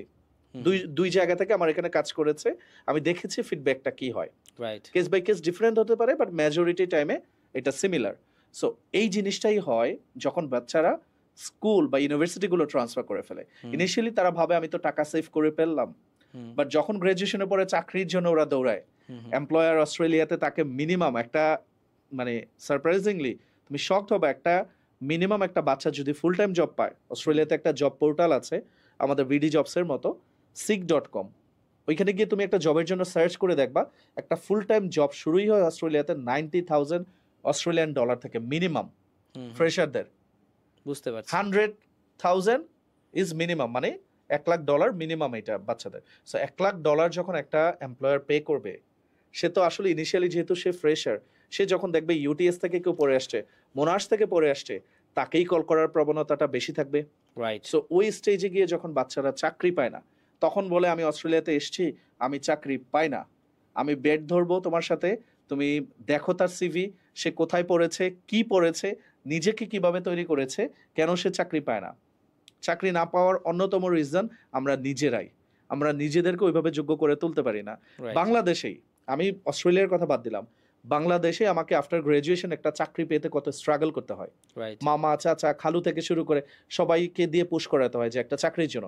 সেখানে আমি একটা গ্লোবাল স্টেজে গিয়ে, একটা গ্লোবাল সিনারিতে গিয়ে, গ্লোবাল কম্পিটিশনে গিয়ে আমি যদি নিজেকে তৈরি না করে বলি আমার চাকরি হয় না, তখন আসলে আমি নিজেকেই তৈরি করতে পারি নাই। এবং এইটা খুবই অ্যালার্মিং। আমাদের বাচ্চারা অনেক বেশি মিসগাইড হয়, বিকজ ওইখানে এটাও আমি একটু বলে দিই, অনেকেই আমার ভিডিওটা দেখবে, তারা সচেতন হতে পারবে। ফিউচারে যারা এডুকেশনে যাবে তাদেরকে মিসগাইড করানো হয়, ওইখানকার কিছু লোকাল এজেন্টস থাকে। রাইট কেন মিসগাইড করা হয়? বিকজ স্টুডেন্টের জন্য আসলে স্টুডেন্ট অনেকাংশে ভার্সিটি চেঞ্জ করার যে বিষয়গুলো জানেন না বা করতে চান না। ওই যে লোকাল এজেন্টস, তাদের কাজ হচ্ছে একটা ইউনিভার্সিটি থেকে আমি যদি আরেকটা ইউনিভার্সিটিতে ট্রান্সফার করতে পারি, they get some incentives, cash money, কিছু একটা, রাইট? সো ওর কাজ হচ্ছে ওদের তোমার লাভ হচ্ছে বাট Yes, আলটিমেটলি স্টুডেন্টের ক্ষতি তোমার হয়ে কি যাচ্ছে। হবে না হবে এটার চেয়ে বড় কথা, তোমাকে আমি বলবো যে বাবা তুমি $40,000 কেন পে করবা? তুমি তুমি 10,000 দাও। রাইট, মোনাশেও তুমি ব্যাচেলর অফ ইনফরমেশন টেকনোলজি পড়ছো, XYZ কলেজেও তুমি ইনফরমেশন টেকনোলজি পড়ছো, ব্যাচেলর, দুইটাই ব্যাচেলর ডিগ্রি। এন্ড লজিক্যালি স্টুডেন্টও মনে করে আসলেই তো দুইটা ব্যাচেলর ডিগ্রি, রাইট? সার্টিফিকেশন তো আমার ব্যাচেলরই, বাট এই সার্টিফিকেশনটা কতটা ম্যাটার করবে ফিউচারে এটা নিয়ে আমরা ভাবি না, কাজ আমাদেরও খুব আর্লি সবকিছু দরকার। না, প্রত্যেকটা ইউনিভার্সিটির rankings, professors, teachers, classrooms, environments, experience প্রত্যেকটা তো আলাদা আলাদা। সো ডেফিনেটলি সেই ক্ষেত্রে ভালো ইউনিভার্সিটি ভালো টিউশন ফি হবে, বা যারা র্যাঙ্কিং এর দিক থেকে অতটা এগিয়ে যায়নি তাদের একটু কম হবে, এটাই স্বাভাবিক, রাইট? ট্রু। তবে ভাই আমার কাছে একটা জিনিস মনে হয়, সেটা হচ্ছে যে হ্যাঁ ঠিক আছে যে অনেক ক্ষেত্রে ম্যাথ আকারে আমরা চিন্তা করে দেখি যে কে কোন ইউনিভার্সিটি থেকে আসতেছে তার উপরে আমরা Initially. তাকে জব দিয়ে থাকি। কিন্তু সেদিন একটা ঘটনা ঘটলো, আমি আপনার সাথে ছোট্ট একটু শেয়ার করি। যে আমাদের ডিপার্টমেন্টের একজন টিচার, ওনার নাম বললে এক নামে বাংলাদেশে সবাই চিনে যাবে, সো আমি তার নামটা বলবো না। ওকে। উনি আমাদেরকে পড়াচ্ছেন মাস্টার্সের ক্লাসে। তো উনি বলছেন যে আমরা সবাই আদা হয়ে যাচ্ছি। আদা আদা মানে কি, ওই যে- ধরেন ওই যে মাটির নিচে উঠে মানে টান দিলে উঠে আসে, কোনো শিকড় টিকড় থাকে না। ট্রু। তো বলছে আমরা হচ্ছে আদা হয়ে যাচ্ছি, পড়াশোনা না করতে করতে আমরা সবাই অমেধাবীতে পরিণত হচ্ছি। তো আমার সাথে সাথে মনে হলো যে একটা মানুষকে অমেধাবী বলা যায় আসলে কিভাবে? এটা তো পৃথিবীর, আমি পার্সোনালি বিলিভ করি, আমার পার্সোনাল ফিলোসফি হচ্ছে পৃথিবীর প্রত্যেকটা মানুষ মেধাবী। অবশ্যই। লেটস সে আমাকে যেই স্যারটাই কথা বলছেন যে আমরা না পড়তে পড়তে অমেধাবী হয়ে যাচ্ছি, ওই স্যারকে যদি আমি সচিন টেন্ডুলকারের সামনে দাঁড় করাই দিই, তখন ক্রিকেট গ্রাউন্ডে কে বেশি মেধাবী হবে? সচিন অবশ্যই, কারণ সচিন টেন্ডুলকার ব্যাটের যতগুলো অ্যাঙ্গেল বোঝেন, টাইমিং বোঝেন, কোন শটটা কোন কাটে খেললে চার হওয়ার সম্ভাবনা আছে, বলের গতি, ভেলোসিটি, সব কিছু সে 1 সেকেন্ডে কম বলে সময়ে দিতে পারবে। ক্যালকুলেট করে ফেলতে পারতেছে। স্যার কি সেটা পারবে? পারবে না। পারবে। আমি যদি রোনালদোর সামনে দাঁড় করাই, মেসির সামনে দাঁড় করাই, উসাইন বোল্টের সামনে দাঁড় করাই, প্রফেশনে আসলে যে যার প্রফেশনে সবচাইতে ভালো সে সেদিক থেকে মেধাবী। True. আমরা আসলে এখন এমন একটা কালচারে ঢুকে পড়ছি যে আমরা মনে করি যে আসলে বিশ্ববিদ্যালয়, পড়াশোনা, এডুকেশন এগুলো হচ্ছে আমাদের মেধার আমি বলতে পারি যে মাপকাঠি। মাপকাঠি হিসেবে কাজ করে, রাইট? কিন্তু বিষয়টা কিন্তু আসলে এরকম না। অবশ্যই না। সুতরাং আমার মনে হয় যে চাকরি যারা দিয়ে থাকে তাদেরও একটু ভাবা উচিত বা এই সাইডে আসা উচিত, চিন্তা করা উচিত যে আমি যেই সেক্টরে চাকরি দিব সেই সেক্টরের দিক থেকে অ্যাপ্লিক্যান্ট মেধাবী কিনা। ডেফিনেটলি আমি একটু আগে আলোচনা করছিলাম যে Right. যদি কেউ ভিডিও এডিটিং এর জন্য আসে, লেটস সে আমার অফিসে কেউ অ্যাপ্লাই করলো ভিডিও এডিটিং এর Right, জন্য, right. সে নর্থ সাউথ থেকে নাকি ব্র্যাক থেকে নাকি ঢাকা কলেজ থেকে আসলো, আমাদের কাছে কিন্তু ম্যাটার করে না। অবশ্যই ম্যাটার করবে না। ম্যাটার করবে তার স্কিলস। সো ব্যাপারটা হচ্ছে যখন ফ্রেশার হিসাবে কোনো এক্সিকিউটিভ লেভেলের পোস্টে আসে, এই ধরনের স্কিলফুল কিছু না, রাইট। তখন আসলে ইনিশিয়ালি জাজমেন্টটা করা যায় তার হচ্ছে তার প্রিভিয়াস এডুকেশন দিয়ে। হ্যাঁ, তখন তো তার দুজনই ফ্রেশার, তাদের কিছুই থাকে না, স্কিলস এর ব্যাপার থাকে না। সো ওই পার্টিকুলার কিছু ব্যাপারে আসলে প্রিভিয়াস এডুকেশন ম্যাটার করে। আদার দেন দ্যাট আমার কাছে মনে হয় স্কিলসটাই highly important, because end of the day আসলে স্কিলফুল পারসন ছাড়া সে প্রতিষ্ঠানের জন্য কোনো কিছু কন্ট্রিবিউট করতে পারবে না। রাইট, এটা একদম সত্য কথা। আমাদের একটা ছোট্ট প্রশ্ন আছে আমাদের অডিয়েন্সের সাইড থেকে, সেটা হঠাৎ মনে পড়লো, জিজ্ঞাসা করে নেই। সেটা হচ্ছে এই যে এসওপি লিখতে হয় বিদেশে পড়তে গেলে, অথবা বিভিন্ন ধরনের অ্যাপ্লিকেশন লেটার লিখতে হয়, এইটা যদি কেউ একেবারে জিরো থেকে শুরু করতে চায়, অথবা কেউ যদি খুব ভালোভাবে লিখতে চায়, তার জন্য আসলে স্টেপগুলো কি হতে পারে? এই ক্ষেত্রে আপনার পরামর্শ কি? আচ্ছা, প্রথমত হচ্ছে স্টেটমেন্ট অফ পারপাস অনেক ইম্পর্টেন্ট একটা জিনিস। ভিসার ক্ষেত্রে আমরা এটা লিখে থাকি, অনেক সময় ইউনিভার্সিটি অ্যাডমিশনের জন্য লিখে থাকি। সো আমি প্রথমত নির্ধারণ করব আমি কি পারপাসে আসলে এটা লিখছি, রাইট? লেটস সে আমি হচ্ছে ভিসার জন্য যখন লিখব তখন আমাকে আমার অনেকাংশে অনেক কান্ট্রিতে অস্ট্রেলিয়া, নিউজিল্যান্ড, কানাডা, এই জায়গাগুলোতে এসওপি অনেক ভাইটাল একটা রোল প্লে করে। সো আমাকে মাথায় রাখতে হবে ভিসা অফিসার ফার্স্টলি আমার এই এসওপিটা দেখবেন এবং এই এসওপিটা দেখেই আমাকে জাজ করবেন আমি কেমন স্টুডেন্ট, আসলে আমি কি করতে চাচ্ছি। সো প্রথমত আমার চিন্তা করতে হবে আমি আমার ইন্ট্রোডাকশন, আমি প্রপারলি আমার ইন্ট্রোডাকশনটা দিব যে আমি কে, প্রিভিয়াসলি কি করেছি, কারেন্টলি কি করছি, এই জিনিসগুলো আমি প্রথমত নিয়ে আসবো। তারপর আসবে যে ওয়াই ক্যানাডা, আমি ক্যানাডাতে কেন পড়তে যাচ্ছি যদি আমি ক্যানাডায় যাই। দেন আসবে ওয়াই দিস ইনস্টিটিউশন, আমি পার্টিকুলারলি এই ইউনিভার্সিটিতে কেন পড়তে যাচ্ছি, সো তার ভ্যালিড রিজনসগুলো আমাকে লিখতে হবে। দেন আসবে আমার কোর্সের ব্যাপার, যে আমি এই কোর্সটাই কেন পড়তে চাচ্ছি। ফিউচার প্ল্যান, এই কোর্সটা পড়ার পর আমার আসলে ফিউচার প্ল্যানটা কি, এবং এই কোর্সটা পড়ে আমার যে ফিউচার প্ল্যান সেইটাতে আসলে কিভাবে আমাকে হেল্প করবে to build a better career, আমি যেটা চাচ্ছি, রাইট? দেন আসবে যে আমার স্পন্সরকে, আমি ফাইন্যান্সিয়ালি কতটুকু সলভেন্ট, আমার স্পন্সর যদি আমার বাবা মা হয়ে থাকেন তারা কি করেন, আমার জন্য কতটুকু তাদের অ্যাসেট অলরেডি আছে, আমাদের লিকুইড মানি কতটুকু আছে, সেই জিনিসগুলো আসবে। তারপর আসবে যে country tie, which is most important, like আমি কেন বাংলাদেশে ফিরে আসব। ভিসা অফিসার জানতে চায় যে আমি শুধুমাত্র, আমার সোল পারপাস হচ্ছে আমার হায়ার এডুকেশন, আমি শুধুমাত্র পড়তে যাচ্ছি। সো এই ক্ষেত্রে মোটামুটি বলা যায় যে এক প্রকারের কসম করেই বলতে হয় যে আমি আফটার গ্রাজুয়েশন আমি আসলে বাংলাদেশে ব্যাক করে আসবো। সো কান্ট্রিটা এটা কয়েকভাবে করা যায়, সেটা হচ্ছে প্রথমত হচ্ছে ইমোশনাল টাই, যে আমার বাবা মা ভাই বোন সোসাইটি এখানে আছেন এই জন্য আমি চলে আসবো। ইকোনমিক টাই, যে বাংলাদেশে যদি আমি একটা ফরেন ডিগ্রি নিয়ে আসি সেই ক্ষেত্রে আমার বাংলাদেশে জব পার্সপেক্টিভটা অনেক ভালো, কোম্পানিগুলো অন্যদের চেয়ে আমাকে হায়ার করার সম্ভাবনাটা অনেক বেশি থাকে। পাশাপাশি আমি যে সেক্টরে পড়াশোনা করতে যাচ্ছি এই সেক্টরটা হচ্ছে বাংলাদেশে অনেক বেশি ভালো করছে, গ্রো করছে। উদাহরণস্বরূপ যদি আমি বলি, কেউ যদি দেশের বাইরে ব্যাচেলর আর মাস্টার্স অফ সফটওয়্যার ইঞ্জিনিয়ারিং পড়তে চায়, ও কিন্তু সহজেই বলতে পারে বেসিসের অনেকগুলো ডেটা আছে, বাংলাদেশের অনেকগুলো পরিসংখ্যান আছে যে বাংলাদেশ সফটওয়্যার রপ্তানিতে প্লাস আইটি সেক্টরে অনেক ভালো করছে, রাইট? সো সে যদি ব্যাক করে আসে বাংলাদেশে, সে কি কি পেতে পারে এবং কোথায় সে কাজ করবে, এক্সপেক্টেড স্যালারি তার কেমন হইতে পারে, যেগুলো একটু স্টাডি করলেই পাওয়া যায়, সেই জিনিসগুলো দিতে পারে। পাশাপাশি হচ্ছে তার কালচারাল টাই, যে বাংলাদেশের যে কালচারাল আপব্রিঙ্গিংটা আমাদের হয়ে থাকে সেটা আসলে সে দেশের বাইরে পাবে না, রাইট? সো এই জিনিসগুলো মূলত আমি যদি কান্ট্রি টাইপে ইনক্লুড করতে পারি, অনেকাংশে বলা যায় যে ভিসা অফিসারকে স্যাটিসফাই করাটা সম্ভব হয়। এটা তো যত ভালো যে লিখতে পারবে তার জন্য তত সুবিধা। ডেফিনেটলি এসওপি অনেক ক্ষেত্রে ইনফ্লুয়েন্স করবে তার ভিসা হবে কিনা।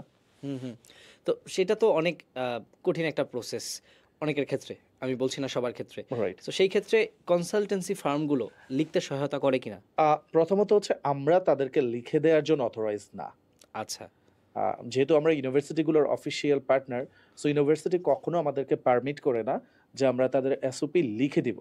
বিকজ এটা গাইডেন্সের বিষয়টা জিজ্ঞাসা করছি। ডেফিনেটলি আমরা তাদেরকে গাইড করব, আমরা তাদের প্রুফ রিডিং করব যে তুমি যে এসওপিটা লিখেছো বাবা, এই এসওপিটা হচ্ছে এইভাবে না করে আমরা একটা আইডিয়া দিয়ে দিব যে এইভাবে করা যেতে পারে। আচ্ছা, তোমার প্রোফাইলটা অনুযায়ী এইভাবে যদি এসওপিটা হয় তাহলে ভিসা অফিসারের সামনে জিনিসটা দেখতে অনেক সুন্দর এবং যেটা গ্রহণযোগ্য মনে হবে। এত বড় এসিপি কি ভিসা অফিসার পড়েন? আমার মানে আসলে এটা তো অনেক একটা কঠিন কোশ্চেন, বিকজ ভিসা অফিসার কখনো তো আমাদেরকে বলে না যে এটা পড়েন, বাট আমার মনে হয়, আমি ব্যক্তিগতভাবে মনে করি যে এটা পড়েন।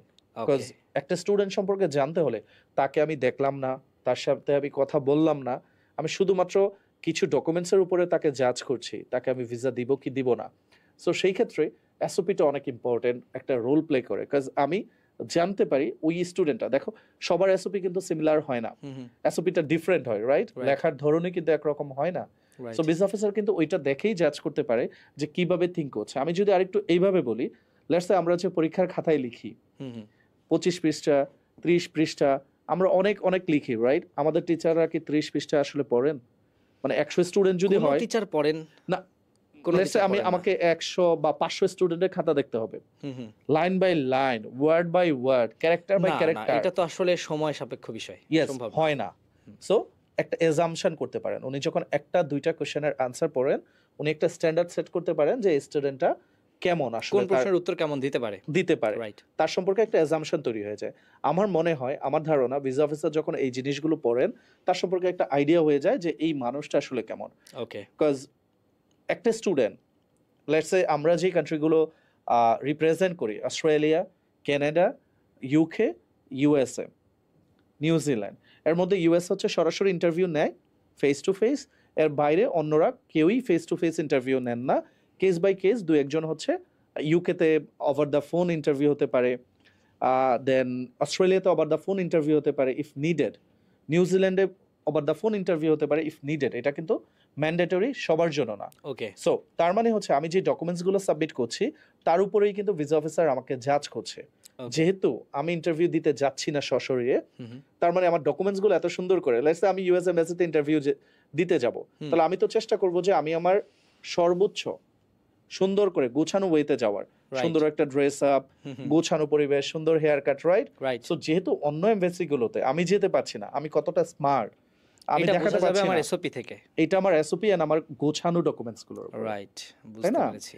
সো তখন আসলে ওই অ্যাজাম্পশনটা ভিসা অফিসার হয়ে যায় যে আসলে স্টুডেন্টটা কতটুকু স্মার্ট, কতটুকু গোছানো, কতটুকু মেধাবী। বিকজ এসওপির সাথে সাথে সাপোর্টেড বাই এসওপি তার তো আরও ডকুমেন্টসগুলো, একাডেমিক ডকুমেন্টস, ফাইন্যান্সিয়াল ডকুমেন্টস, তার যদি জব করে থাকে জবের ডকুমেন্টস, এই ডকুমেন্টসগুলো থাকে। এসওপিতে একটা ওভারঅল সামারি। আমাদের কাছে একটা প্রশ্ন এসেছিল এরকম, সেটা হচ্ছে যে যদি কেউ চায় সে কি এইচএসসি পরীক্ষার পরপরই বিদেশে পড়ার জন্য অ্যাপ্লাই করতে পারবে কিনা, প্রথম প্রশ্ন। যদি পারে তাহলে কোন কান্ট্রি বা কোন ইউনিভার্সিটিগুলো তার জন্য সবচেয়ে ভালো ভ্যালু ফর মানি হবে, মানে সে চাচ্ছে কম খরচে সবচেয়ে ভালোটা পেতে। সো সেই ক্ষেত্রে আপনার মতামতটা আসলে কি? আচ্ছা, প্রথমত হচ্ছে এইচএসসি করার পর বা এলেভেলস করার পর ডেফিনেটলি সে বিদেশে পড়তে যেতে পারবে। এবং আমরা এনকারেজ করি একটা বাচ্চা আন্ডার গ্রেডে পড়তে গেলে যেটা হয়, একটা সময়, অনেক দীর্ঘ সময় পায় তার ক্যারিয়ারটাকে গোছানোর জন্য, রাইট। 3 বছরের একটা ব্যাচেলর, 2 বছরের একটা মাস্টার্স, 5 বছরের মতো সময় পায়। পোস্ট স্টাডি ওয়ার্ক পারমিট থাকে আরও 2 থেকে 3 বছর কান্ট্রি ভেদে। সো সেই 7 থেকে 8 বছরের একটা সময় পায় নিজেকে গুছিয়ে দেওয়ার জন্য। এইচএসসির পর প্রথম যে জিনিসগুলো মাথায় রাখতে হবে, আমাকে স্টাডি গ্যাপ করা যাবে না। ওকে, স্টাডি গ্যাপ নিয়ে একটা প্রশ্ন ছিল, জি, যে যদি কারো, মানে আমি জুড়ে দিচ্ছি যেহেতু আলোচনা যাচ্ছে, সেটা হচ্ছে যে যদি কেউ এইচএসসির পরে লম্বা একটা স্টাডি গ্যাপ দিয়ে দেয়, লেটস সে বাংলাদেশের কোনো ইউনিভার্সিটিতে সে ভর্তি হলো না, সেই ক্ষেত্রে আসলে হিসাবটা কেমন দাঁড়াবে? আচ্ছা, প্রথমত হচ্ছে এইচএসসির পর আমাদেরকে কোনো অবস্থাতেই গ্যাপ করা যাবে না। ওকে। বিকজ একটা 18 বছরের, নর্মালি এইচএসসি বাংলাদেশে 18 বছরের একটা বাচ্চা করে থাকে, 18-19। সো 18 বছরের একটা বাচ্চার প্রথম এবং প্রধান কাজ হচ্ছে এইচএসসি করার পর ভার্সিটিতে অ্যাডমিশন নেওয়া, যে কোনো ভার্সিটিতে, মানে অ্যাজ এ স্টুডেন্ট এটাই তো আমার প্রাইমারি রেসপন্সিবিলিটি, মানে আমি একটা রেগুলার স্টুডেন্ট। হ্যাঁ, রেগুলার স্টুডেন্টস, ভালো স্টুডেন্টস। সো সেই ক্ষেত্রে স্টাডি গ্যাপটা পছন্দ করে না। যেমন অস্ট্রেলিয়ার ক্ষেত্রে মোর দেন 1 ইয়ার যদি গ্যাপ হয়ে যায়, সেটার একটা স্ট্রং সাপোর্টিং ডকুমেন্টস হয়, what you have done during this time. কানাডার ক্ষেত্রে এটা প্রবলেম হয়, ইউকের ক্ষেত্রে প্রবলেম হয়, ইউএস এর ক্ষেত্রে মোরলেস প্রত্যেকটা কান্ট্রিতে 1 থেকে 2 বছরের বেশি গ্যাপ যখন হয়ে যাবে, তার অ্যাপ্লিকেশন করার এলিজিবিলিটি অনেকাংশে হারিয়ে ফেলবে। ওকে। যাদের 2 থেকে 3 বছরের বেশি গ্যাপ আছে, এই 5টা কান্ট্রির মধ্যে মেজর কান্ট্রিগুলোতে ওই স্টাডি গ্যাপের স্টুডেন্ট আসলে অ্যাপ্লাই করতে পারবে না। 1-2টা কান্ট্রি আছে, লেটস সে ইউকে, অনেকাংশে ইউএসএ, তারা 3-4 বছর পর্যন্ত অনেকাংশে অ্যাপ্লিকেশন অ্যাকসেপ্ট করে থাকে। বাট আই উড রিকমেন্ড যে একটা স্টুডেন্ট যেন তার এইচএসসি অর এ লেভেলস করার পর সাথে সাথে সে বাইরে যাওয়ার যে প্রিপারেশনসগুলো দরকার, লেটস সে তার ফাইন্যান্সিয়াল যে প্রিপারেশন সেটা নিয়ে ফেলা, এবং ইংলিশ প্রিপারেশন টেস্ট, এটা আইএলস হতে পারে, পিটি হতে পারে, টফেল হতে পারে, জিআরই হতে পারে, সেট হতে পারে, জিআরই নর্মালি মাস্টার্সের জন্য, সেট হতে পারে আন্ডার গ্রেডের জন্য, what ever it is required, এইটা কুইকলি করে অ্যাপ্লিকেশনটা করে ফেলা। বিকজ স্টাডি গ্যাপটা যত কম থাকবে তার ভিসা পাওয়ার চান্সেস অনেক বেড়ে যাবে। আর যে গ্যাপটার কথা তুমি একটু আগে বললা, সেটা হচ্ছে যদি কারোর মানে খুবই অনেক বেশি গ্যাপ হয়ে যায়, 5 বছর 7 বছর, সেই ক্ষেত্রে অনেকাংশে বলবো যে এইসব কান্ট্রিগুলোতে নর্মালি অ্যাপ্লিকেশন না করাটাই বেটার। তার ইউনিভার্সিটি অ্যাডমিশন হবে না, ইউনিভার্সিটি অ্যাডমিশন হলেও ভিসা পাওয়ার চান্সেস অনেকাংশে কম থাকবে। ইউএসএ তে অনেক স্টুডেন্ট পায়, তার মানে পড়ার সার্টিফিকেট বলবো না, অ্যাপ্লিকেশন প্রসেসটা তার হবে, কিন্তু ভিসা প্রসেসিংটা হবে না। একটু ডিফিকাল্ট হয়ে যাবে অনেকাংশে। ইউএসএতে মোস্টলি, অস্ট্রেলিয়াতে ইম্পসিবল অলমোস্ট 5 বছরের গ্যাপে, কানাডাতে অলমোস্ট ইম্পসিবল, ইউকেতে হবে না, নিউজিল্যান্ডে হবে না। ইউএসএতে যেহেতু এটা একটা ইন্টারভিউ বেসড প্রসেস, অনেকাংশে ইউনিভার্সিটিগুলো অনেক ফ্লেক্সিবল থাকে, সে গ্যাপ নিয়ে অ্যাডমিশন পেয়ে ইন্টারভিউ পর্যন্ত যেতে পারে। বাট এই ক্ষেত্রে ভিসার চান্সেস রেশিও অনেক কম থাকবে। আপনি ল্যাঙ্গুয়েজ প্রফিসিয়েন্সির কথা বললেন, আপনি ইংলিশ ল্যাঙ্গুয়েজের উপর দক্ষতা বাড়ানোর জন্য আইএলটিএস এর কথা বললেন, পিটি আছে, টফেল, এই বিষয়গুলো কিন্তু নিয়ে আলোচনা হয়। রাইট। একজন একটা কোশ্চেন করেছে আমাদের কমেন্ট বক্সে, মানে কোশ্চেনগুলো এত ইন্টারেস্টিং যে I can memorise and I can say it exactly, right? Right, আমি দেখছি তুমি কোনো নোটস নাই, আই কিছু হ্যাভ নাই, নাথিং।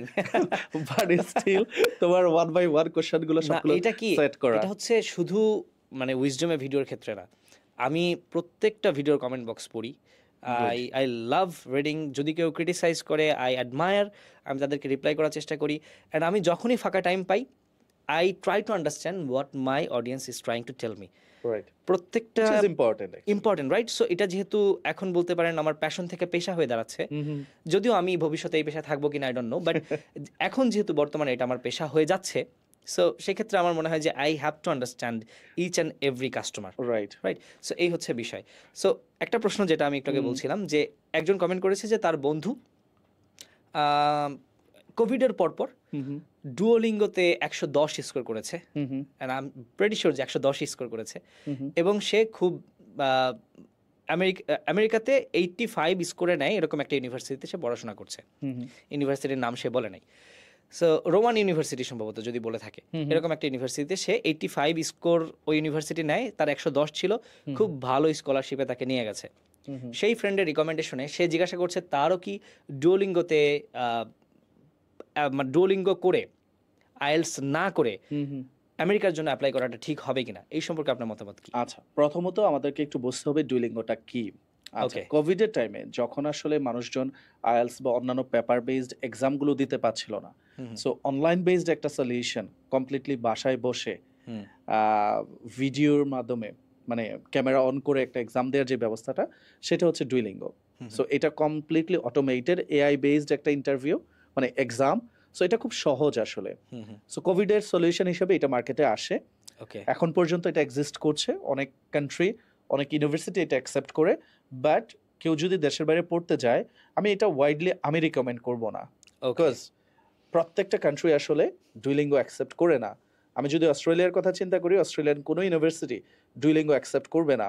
আমি যদি নিউজিল্যান্ডের কথা চিন্তা করি, নিউজিল্যান্ডের ম্যাক্সিমাম ইউনিভার্সিটি, আমি বলতে পারবো 99% ইউনিভার্সিটি ডুওলিঙ্গো অ্যাকসেপ্ট করবে না।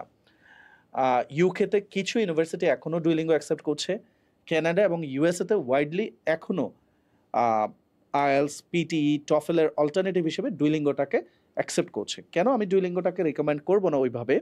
যদি কারো সময় কম থাকে, যে দেখা গেল আমার অ্যাডমিশনের ডেডলাইন হচ্ছে 2 উইক্সের মধ্যে ক্লোজ হয়ে যাবে, এই সময়ের মধ্যে আমাকে আইএলটিএস প্রিপারেশন দিয়ে অর আইএলটিএস এক্সাম দিয়ে রেজাল্টস পেতে আসলে অনেক সময় লাগে, 12 ওয়ার্কিং ডেজের মতো লাগে একটা আইএলটিএস স্কোর পেতে।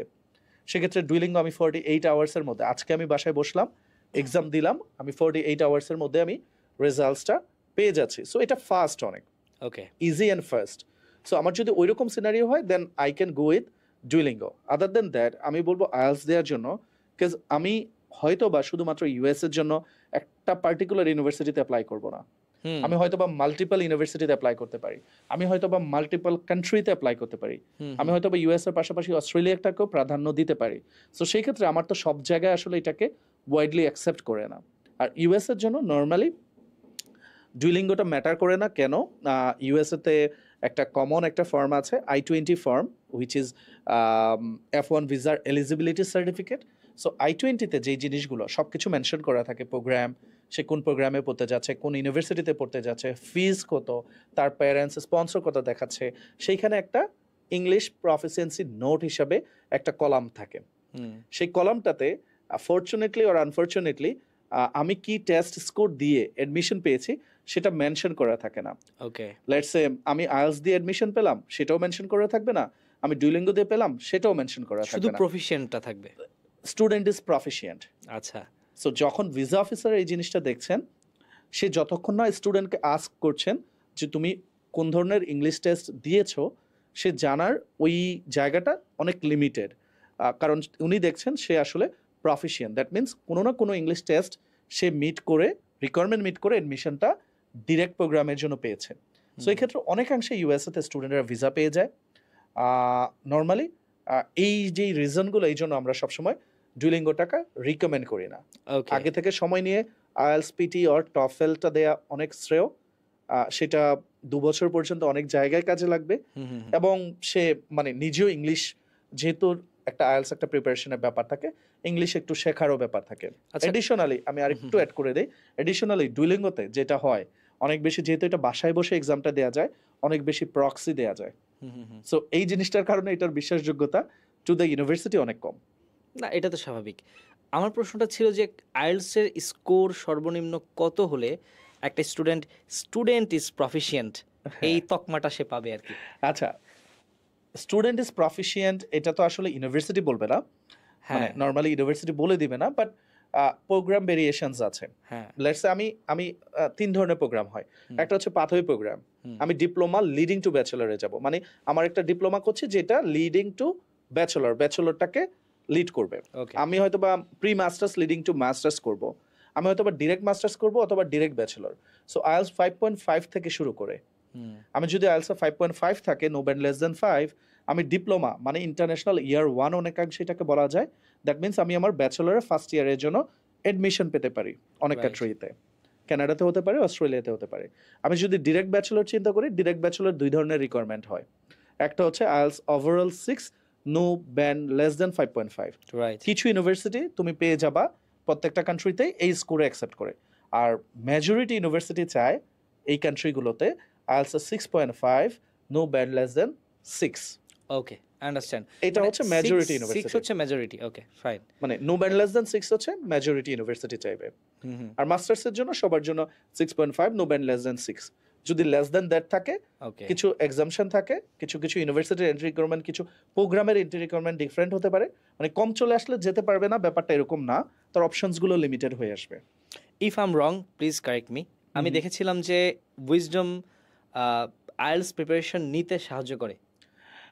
না, আমরা এটা আগে করতাম, মধ্যে দিয়ে আমরা এটা আসলে আমাদের ফোকাসটা এখন পুরোপুরি স্টাডি অ্যাব্রড প্রসেসিংয়েই আমরা ফোকাসটা রাখছি। আমরা অদূর ভবিষ্যতে আবারও শুরু করবো আমাদের এটা, বিকজ এটার জন্য আসলে অনেক আমাদের অপারেশনাল অনেক সময় অনেক কিছু ব্যয় করতে হয়, যার কারণে আসলে এটা এই মুহূর্তে আমরা এত বেশি ব্যস্ত, আমাদের আলহামদুলিল্লাহ ইন হাউস অ্যাপ্লিকেশন এত বেশি যে আমরা ওই পাশে যে সময় দিব আমরা ওইটা পারছি না। বাট গুড নিউজ ইজ আমরা আইএলটিএস, টফেল অ্যান্ড পিটির অফিসিয়াল রেজিস্ট্রেশন পার্টনার।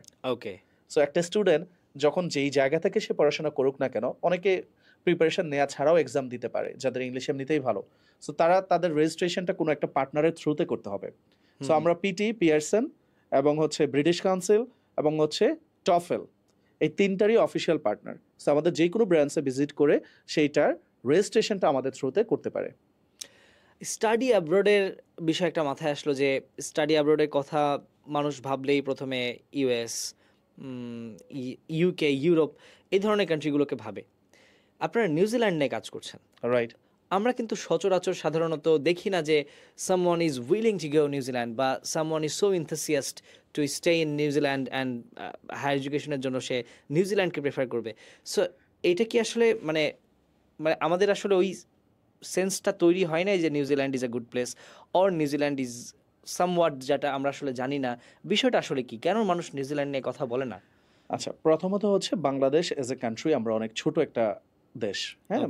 সো পৃথিবীর যে ইউনিভার্সিটিগুলো, যে কান্ট্রিগুলোতে আমরা কান্ট্রিগুলোর জন্য আমরা স্টুডেন্ট রিক্রুট করি, তারা অনেকাংশে ইন্ডিয়ার মাধ্যমে আমাদেরকে বোঝার চেষ্টা করে।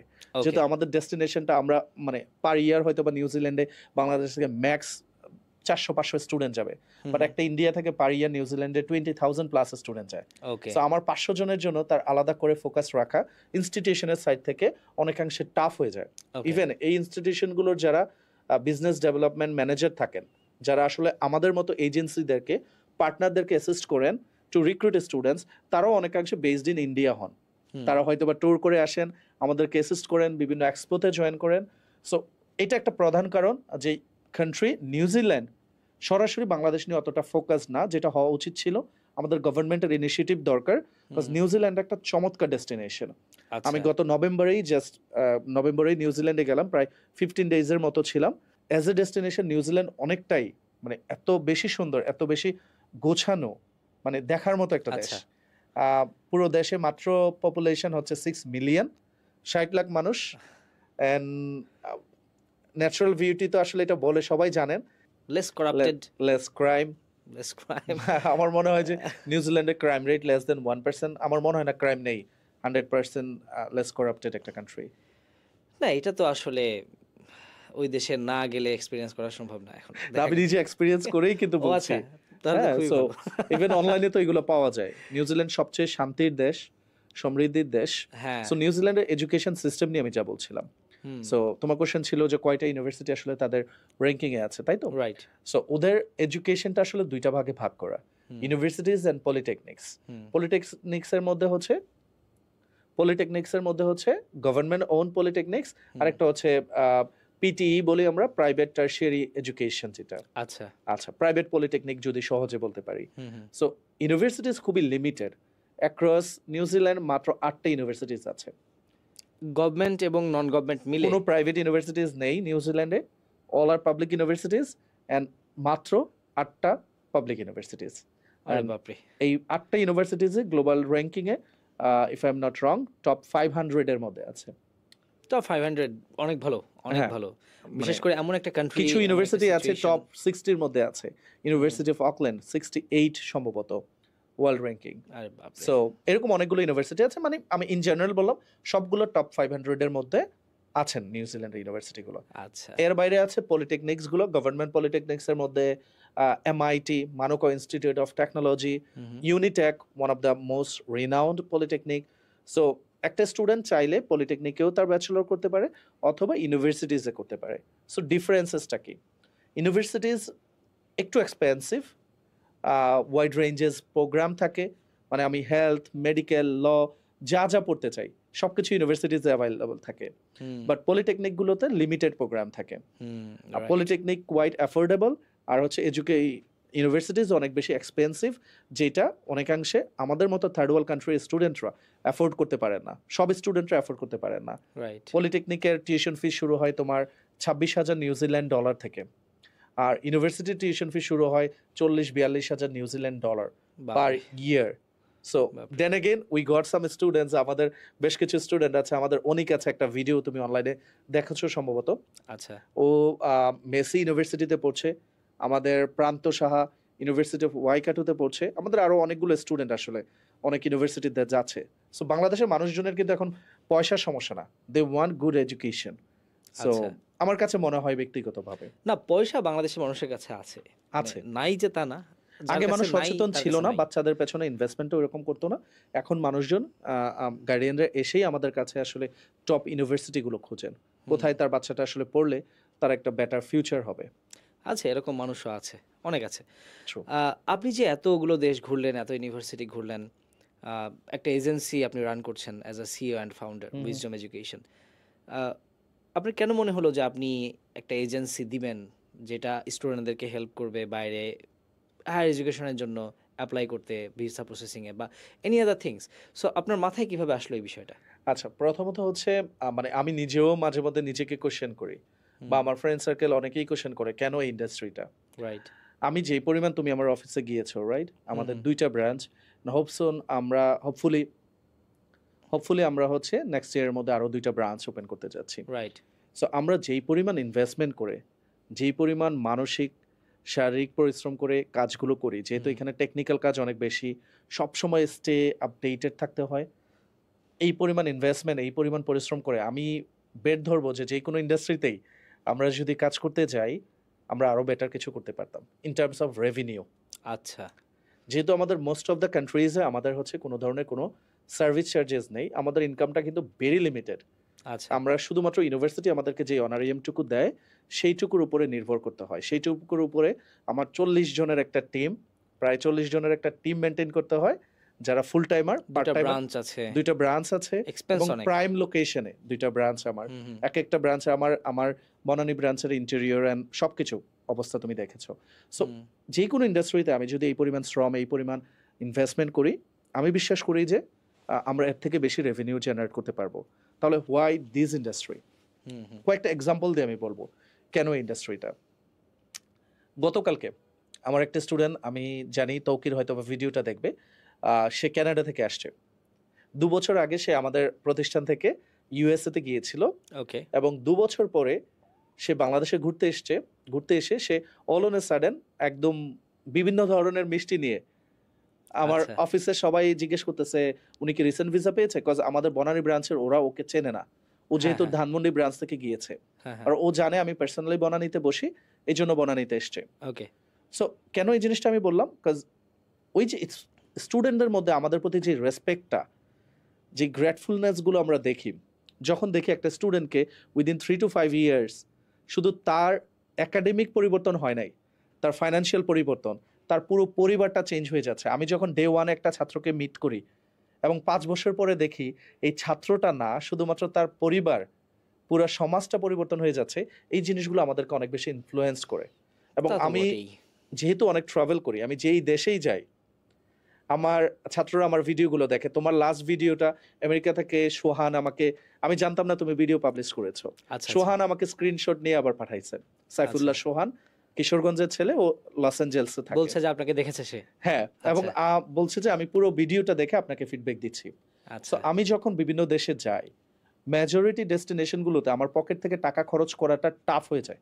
আচ্ছা। ট্রাস্ট মি, মানে আমি লাস্ট টাইম এলএতে গিয়েছি, আমি রাস্তায় হাঁটতে পারতাম না, হুটহাট কারোর সাথে দেখা হইতো, ভাই কিছু খাইতে হবে, মানে আমার ডিনার লাঞ্চ মোটামুটি অল বুক থাকে, যে আমি আজকে কার সাথে ডিনার করছি, কালকে কার সাথে লাঞ্চ করছি। এই যে খাওয়াটা তো বড় ব্যাপার না ভাই, এই যে রেসপেক্ট আমরা তাদের মধ্যে দেখি, তাদের যে পরিবর্তনটা, তারা যখন ফোন দিয়ে বলে পলাশ ভাই আপনার ছোট্ট কন্ট্রিবিউশনের কারণে আমার আজকের পুরো এন্টায়ার লাইফটা চেঞ্জ হয়ে গেছে। বিকজ একটা ছাত্র শুধুমাত্র বিদেশ যাওয়া তো যাওয়া না, সে তার পরিবারটাকে, বিশেষ করে মিডল ক্লাস ফ্যামিলি যে ভাইরা আমার বোনরা যারা যাচ্ছেন, তারা তাদের পরিবারটাকে টেনে সামনে নিয়ে যাচ্ছে একদম। সো এই যে কন্ট্রিবিউশনটা তাদের লাইফে আমরা রাখছি, যখন অনেক ভালো ভালো প্রতিষ্ঠানে জব করে, যখন তারা গ্রাজুয়েশনের গাউন পরে আমাদেরকে ছবি পাঠায় যে ভাই আমার আজকে graduation, thank you so much, যখন তার পুরো ফ্যামিলি চোখে পানি চলে আসে, ভিসা পাওয়ার পরে চলে আসে, আমার অফিসে তুমি যদি 30 দিন যাও, আমি দায়িত্ব নিয়ে বলতে পারবো তুমি 15 থেকে 20 দিন আমার অফিসে স্টুডেন্টরা খাবার দাবার রান্না করে নিয়ে আসে। মিষ্টি তো আমার অফিসে ফ্রিজ খুললেই মোটামুটি মিষ্টি পাবা, আমার আচ্ছা। আমার আমার এমপ্লয়ীদের সবাই মিষ্টি নিয়ে যায় বাসায়।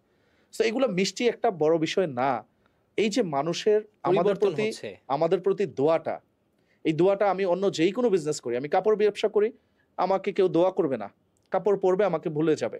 আমি মাছ ব্যবসা করি, মাছ খাবে, দোয়া করবে না।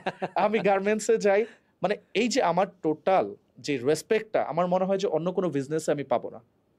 So just because of this respect আমি ইন্ডাস্ট্রিটাকে অনেক বেশি, আমি প্যাশনেট এই ইন্ডাস্ট্রিটা নিয়ে।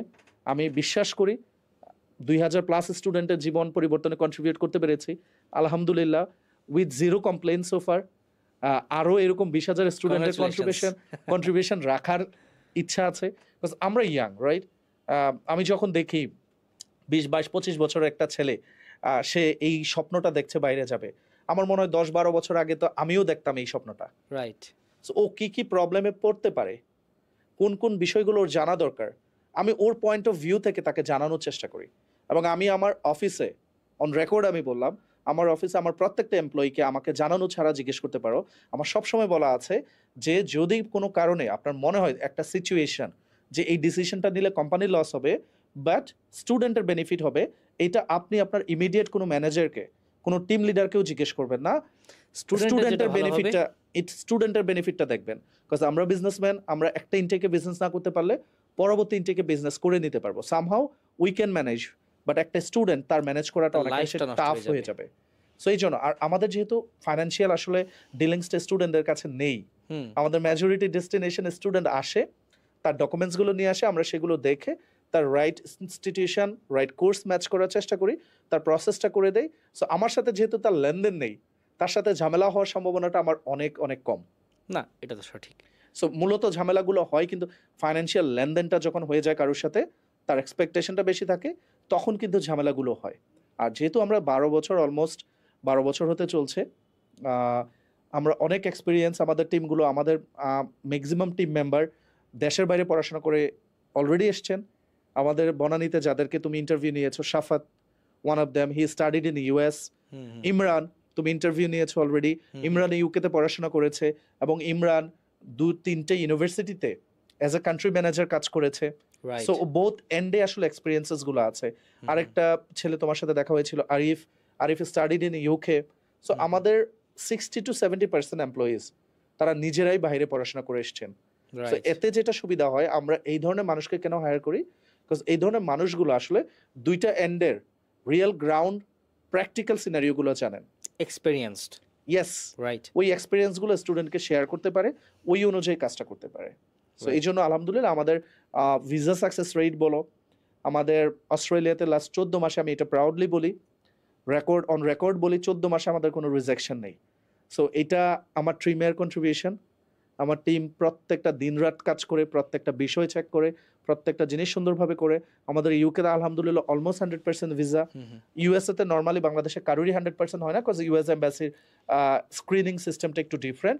আদার দ্যান দ্যাট প্রত্যেকটা ডেস্টিনেশনে আমাদের ভিসা সাকসেস টপ নচ একটা ভিসা সাকসেস রেশিও আছে। বাহ, খুবই ভালো, congratulations on that. Thank you ভাইয়া। এবং আরও অনেক দূর আপনারা এগিয়ে যান। আমি বলবো যে আমার খুবই ভালো লাগলো আপনার সাথে কথা বলে, কিন্তু আমার কাছে শুধু একটা জিনিসই খারাপ লাগছে, যেটা আমি এখন অ্যাড্রেস করতে চাই।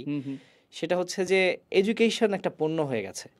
এটা আমরা চাই বা না চাই, এটা হয়ে যাচ্ছে, তাই তো? এটা হয়ে গেছে একটা পুঁজিবাদী অলরেডি, গত 50 বছরে হয়ে গেছে। এখন এডুকেশন পণ্য হয়ে গেছে, যাচ্ছে, যেটাই আমরা বলি। এটা আসলে কিভাবে ফিক্স হবে আই ডোন্ট নো, বাট এটা হওয়া উচিত ছিল না, এটা হওয়া উচিত ছিল না, বাট ছিল না। To be very honest, quality education দিতে গেলে তার পেছনে অনেক খরচ আছে। একটা Australian university trillions of dollar invest করে পার ইয়ার। ইউনিভার্সিটিগুলো $1 ট্রিলিয়ন ইনভেস্ট করে অস্ট্রেলিয়ান গভর্নমেন্ট। আমি একটা ইভেন্টে জয়েন করি অস্ট্রেলিয়াতে per year, Australian international education conference, AIEC। এই কনফারেন্সটা অস্ট্রেলিয়ান গভর্নমেন্ট অ্যারেঞ্জ করে। তারা শুধু ইন্টারন্যাশনাল স্টুডেন্টের যে ডেটাগুলো নিয়ে কাজ করে, রিসার্চ করে, ট্রেন্ড কোন দিকে যাচ্ছে, কোন কোর্সের ডিমান্ড আসবে, ফিউচারে কোন কান্ট্রি থেকে ওরা রিক্রুট করবে, এইটার জন্য $15 মিলিয়ন খরচ করে জাস্ট এই রিসার্চটার পেছনে। মানে স্টুডেন্ট কিভাবে নিয়ে আসবো, কোন জায়গা থেকে নিয়ে আসবো, কোন জায়গা থেকে আনলে আমার দেশে বেনিফিট হবে, এইটার পেছনে $15 মিলিয়ন। তারপর এই যে রিসার্চ ফ্যাসিলিটিসগুলো, ইউনিভার্সিটির ক্যাম্পাসেসগুলো, এক একটা ক্যাম্পাস ভাই, মানে এগুলো প্র্যাকটিক্যালি না দেখলে স্টুডেন্টরা বিলিভ করতে পারবে না। ইউটিউবে দেখা যায়, মানে এগুলো লাইক ড্রিম। বাংলাদেশে এগুলো আমার মনে হয় না আগামী 100 বছরে কেউ ইনিশিয়েটিভ নেবে করার জন্য। এবং আরেকটা পার্ট আমি মিস করে গিয়েছি, আমি যখন বাংলাদেশের পাবলিক ইউনিভার্সিটিগুলো নিয়ে কথা বলতে চাচ্ছিলাম, আই হোপ যদি কোনো গভর্নমেন্ট অফিসিয়াল আমার ভিডিওটা দেখেন, আমি এই জায়গায় একটু বলতে চাই যে আমাদের সময় এসছে এখন রিসার্চ নিয়ে ভাবার। রাইট। দক্ষিণ কোরিয়ার, আমি যেহেতু দক্ষিণ কোরিয়ার একটা ইউনিভার্সিটিতে চাকরি করেছি, সো আমি জানি যে তারা কিভাবে চিন্তা করে। একটা সময়, আজকে থেকে 50 থেকে 60 বছর আগে, দক্ষিণ কোরিয়া অনেকাংশে এতটাই গরিব ছিল, মানে প্রাণীদের মধ্যে যা পেত তাই খেত না। আমরা অনেকাংশে জানি, আমরা নাম নিলাম না। আজকে সেই কোরিয়া পৃথিবীর একটা ডেভেলপ কান্ট্রিগুলোর মধ্যে একটা। কিভাবে হলো? কোরিয়াতে প্রতি 1000 মানুষে যদি গড় করা হয়, প্রতি 1000 মানুষে একজন রিসার্চার, প্রতি 1000 মানুষে। আর আমাদের দেশে ওই যে আপনার রিসার্চ পেপারগুলো নিয়ে ডাস্টবিনে ফেলে দেওয়া হয়। Most of the research paper Nilkhet থেকে আসে ভাই, অনেস্টলি, সরি টু সে। আমরা ওই পরিমাণ, ডক্টর ইউনুস গতকালকে একটা ভিডিও আমি দেখছিলাম, উনি বলছিলেন যে উনি মিডল ইস্টে গিয়ে অবাক হয়ে গিয়েছেন যে আমাদের মানুষ এত ফ্রডলাইন ডকুমেন্টস, যে ওরা বলছে যে চেহারা দেখে মনে হয় উনি ডক্টর না, কিন্তু সে বাংলাদেশ থেকে সার্টিফিকেট নিয়ে আসছে, সে ডক্টর। উনি বলতেছিলেন যে এটা কতটা লজ্জার আমাদের জন্য। তুমি হয়তো বা ভিডিওটা দেখবা। হ্যাঁ, দেখেছি। সো রিসার্চ নিয়ে আমি কেন বলছিলাম, একটা বিষয় দেখো, মানে আমি নতুন ইনোভেশন যদি আনতে হয়, পরিবর্তন আনতে হয়, তাহলে আমাকে রিসার্চ অবশ্যই করতে হবে। আমি রিসার্চ করতে গেলে বারবার ফেল করব, ফেল করার মাধ্যমে নতুন কিছু একটা সম্ভাবনা তৈরি হবে। রাইট। দক্ষিণ কোরিয়াতে আমি দেখেছি LG, Hyundai, university of Ulsan একটা ইউনিভার্সিটি ছিল। আমাদের চয়নদা পড়েন ওইখানে, চয়নদা যদি ভিডিও দেখেন, চয়নদার সাথে আরো বেশ কিছু স্টুডেন্ট আছে, অলরেডি PhD করছেন। University of Ulsan fully own by Hyundai. বাংলাদেশের কয়টা গ্রুপ অফ কোম্পানি? একটা পার্টিকুলারলি ইউনিভার্সিটি ওন করে, অ্যান্ড ওই ইউনিভার্সিটি লাভ করার জন্য না। ইউনিভার্সিটি অফ উলসান মূলত একটা চ্যারিটি অর্গানাইজেশন, আচ্ছা, কিন্তু পৃথিবীর টপ 500 ইউনিভার্সিটিগুলোর মধ্যে একটা।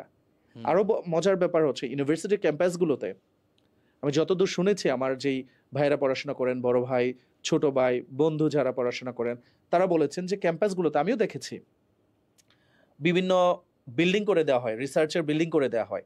লেটস সে ঢাকা ইউনিভার্সিটির মধ্যে নাসির আমি বললাম যে আমরা একটা 10তলা বিল্ডিং করে দিলাম, এটা finance by Magna group.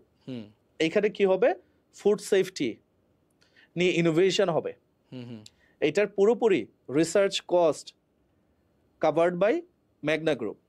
Dhaka ইউনিভার্সিটির যে ছেলেরা আছেন মেধাবী, তারা এখানে আসবে, ল্যাবে রিসার্চ করবে। এতে বেনিফিট কি হবে, ম্যাগনা গ্রুপের সামনে যে প্রোডাক্টগুলো আসবে সেগুলোতে ইনোভেশন আসবে, রাইট। জাতি হিসেবে আমরা সুবিধা পাবো, ছাত্ররা ইনোভেশন করার সুযোগ পাবে, এবং ম্যাগনা গ্রুপের জন্য এই ধরনের একটা লেটস সে 10তলা একটা বিল্ডিং করতে খরচ কত, আর 1 বছরও হয়তো বা রিসার্চের পেছনে 2-3-5 কোটি টাকা যেতে পারে। তার জন্য এটা কিন্তু অনেক ছোট একটা অ্যামাউন্ট, এত বড় একটা গ্রুপ হিসেবে অনেক ছোট, প্রতিষ্ঠানের জন্য ছোট। কোরিয়াতে এই প্র্যাকটিসটা হয়। আমরা আজকে যেই এলইডি বা ডিসপ্লে ব্যবহার করছি, 10 ইয়ার্স পরে আমরা কোন ধরনের ডিসপ্লে ব্যবহার করব সেটা নিয়ে কি আমরা ভাবি? না, কোরিয়া চায় না, ওরা ভাবে। ওরা অলরেডি ব্যবহার কি করব আমি 10 বছর পরে, কোন ধরনের এলইডি আসবে সেটা নিয়ে রিসার্চ হচ্ছে। আমি যখন 18 সালে কোরিয়াতে যাই, আমি দেখেছি cellular meat. Do you have any idea regarding cellular meat? না। দেখো, তুমি ঢাকা ইউনিভার্সিটিতে পড়ছো, এত মেধা রাখো, এত রিসার্চ করো, তোমার পর্যন্ত সেলুলার মিট নিয়ে কোনো ধারণা নেই? আমি 2018-তে দেখেছি আমার বাংলাদেশি ছেলেরা কোরিয়ান ল্যাবগুলোতে সেলুলার মিট নিয়ে কাজ করছে। এই মুহূর্তে এটা অলরেডি মার্কেটে চলে আসছে, তখন পর্যন্ত এটা রিসার্চ লেভেলে ছিল। সেলুলার মিট হচ্ছে অনেকাংশে, আমি যদিও রিসার্চের পার্সন না, আমি বাংলায় যতটুকু বুঝেছি সেটা হচ্ছে মাছ কিংবা মাংস খাওয়ার জন্য আমরা কি করি বাংলাদেশে? কুক করি, রান্না করি। এর আগে কি করি? কাটি। তার আগে শপিং করি। আপনি তার আগে তার আগে যেটা করি আমরা, মাছ বা মুরগি লালন পালন করি, গ্রো করি। হ্যাঁ হ্যাঁ, ওকে, ওইটা তো করতেই হয় না, তারপর আমরা খেতে পারি। ফার্মিং আমরা করি। সেলুলার মিটের কনসেপ্টটা হচ্ছে মাছ মাংস খাওয়ার জন্য কোনো ধরনের ফার্মিং এর দরকার হবে না। কেন? কি করবে? ল্যাব প্রোডিউসড মিট হবে, ল্যাব প্রোডিউসড ফিশ হবে। সেটা কি সেটা কি হেলথের জন্য ভালো হবে? মানে লেটস সে আমি যদি একটা মুরগির ব্রেস্ট পিস খাই, সেখানে যদি আমার প্রোটিনের পরিমাণ XYZ পরিমাণ থাকে, কোলেস্টেরল কতটুকু থাকে, ঠিক সেম পরিমাণ, এবং বরঞ্চ এটা কন্ট্রোল করা যাবে। ফিউচারিস্টিক সাইবারপাঙ্ক দুনিয়া। সেটা ল্যাব থেকে আসবে, এবং তুমি ধরো গরুর মাংস খাবা, গরুর কোন অংশের মাংস খাবা সেই টেস্টই চাচ্ছ, সেই টেস্টই আসবে, সেইটাতে যতটুকু প্রোটিন থাকা দরকার, আনুষঙ্গিক জিনিসগুলো থাকা দরকার, সেটাই আসবে, বাট এটা ল্যাব থেকে হবে। Chemicals, not exactly chemical, somehow এটা ওরা করে কিভাবে এটা নিয়ে আরো স্টাডি করতে হবে। আমি যতটুকু দেখেছি, আমরা এটা জানবো, জানার পরে আপনাদের সাথে শেয়ার করব ইনশাআল্লাহ, রাইট? আমাদের আরেকটা এপিসোড আসবে এটা নিয়ে, আমি কথা দিচ্ছি। তো এইগুলোতে কাজ করে হচ্ছে আমাদের বাংলাদেশের যে ঢাকা ইউনিভার্সিটির ছেলেরা, বুয়েটের ছেলেরা, ওরা কিন্তু স্কলারশিপ নিয়ে যাচ্ছে। হ্যাঁ, ওদেরকে কেন স্কলারশিপ দিয়ে নিয়ে যাচ্ছে? এইগুলো করার জন্য। রাইট। আমার ছেলেরা কিন্তু মেধাবী। আমি যখন পৃথিবীর ল্যাবগুলোতে দেখি, রিসার্চ ল্যাবগুলোতে দেখি, আমাদের ছেলেরা কিন্তু অনেক ভালো করছে, রাইট, অনেক ভালো করছে। বাট প্রবলেম হচ্ছে তাদেরকে বাংলাদেশে ওই অপরচুনিটিটা নাই। কালকে তুমি নাসির যদি বলো আমি রিসার্চ করতে চাই পার্টিকুলার একটা এরিয়াতে, তুমি, আমার মনে হয় যে বাংলাদেশে অনেক, ঢাকা ইউনিভার্সিটির মতো ইউনিভার্সিটিতে রিসার্চের সংখ্যাটা, আমি ডেডিকেটেড ল্যাব আছে কিনা আমার আসলে আইডিয়া নেই। সো ঢাকা ইউনিভার্সিটিতে 20 থেকে 25টা ল্যাব থাকা দরকার ছিল, ডেডিকেটেড বিল্ডিংস থাকা দরকার ছিল, প্রত্যেকটা ডিপার্টমেন্টে একটা রিসার্চ ল্যাব থাকা দরকার ছিল, মানে এটা নাই, অনেক আধুনিক। সো কেন আমরা পিছিয়ে পড়ছি? One of the reason. কেন আমাদের ইউনিভার্সিটিগুলো কিউএস র্যাঙ্কিং এ আসছে না? One of the reasons research, right. So আপনি খুব ভালো সাজেশন দিলেন। আশা করি যদি আমাদের কোনো গভর্নমেন্ট অফিসিয়াল এটা দেখে থাকেন তাহলে অবশ্যই খুবই ভালো হবে, উচিত আমাদের। আমরা চাইলেই, দেখো, এটা সলিউশনটা ভেরি ইজি। আমাকে বাংলাদেশের, আমি বিলিভ করি, আমার কাছে ডেটা আকারে আমি বলছি না, 200টা অ্যাটলিস্ট কর্পোরেট গ্রুপ আছে। 200টা তো হবেই না, আমরা চিনি যাদেরকে, 200টা কর্পোরেট গ্রুপ আছেন যারা অনেক বিগ ভলিউমে $1 ট্রিলিয়ন বিজনেস করেন পার ইয়ার। ওকে, আমরা গভর্নমেন্ট থেকে তাদেরকে অ্যাপ্রোচ করতে পারি যে দেখো, এই হচ্ছে আমার 100 ইউনিভার্সিটি, এই হচ্ছে রিসার্চ এরিয়া, আমি 50টা এরিয়া নির্ধারণ করলাম। এই 5টা এরিয়াতে ফুড সেফটি, কার কার ফুড নিয়ে কাজ করে, তোমরা এখানে আসো, গভর্নমেন্টকে সাপোর্ট করো।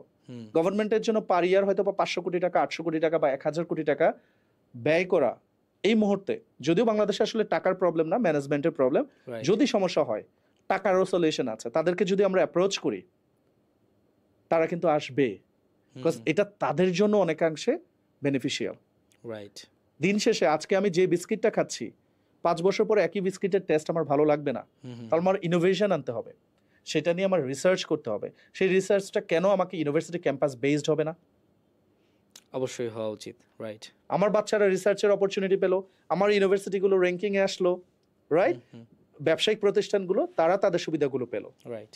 সো এটা কিন্তু সহজ, জাস্ট এডুকেশন মিনিস্ট্রি থেকে একটা প্রপার প্ল্যান করে, আমরা যত সহজে বলে দিলাম এভাবে তো হবে না, একটা প্রপার প্ল্যান করা, প্রপার প্ল্যান করা এন্ড তাদেরকে আসলে অ্যাপ্রোচ করা। Right. It will take time but not impossible, এই হচ্ছে বিষয়। It's highly possible thing. Possible. অবশ্যই।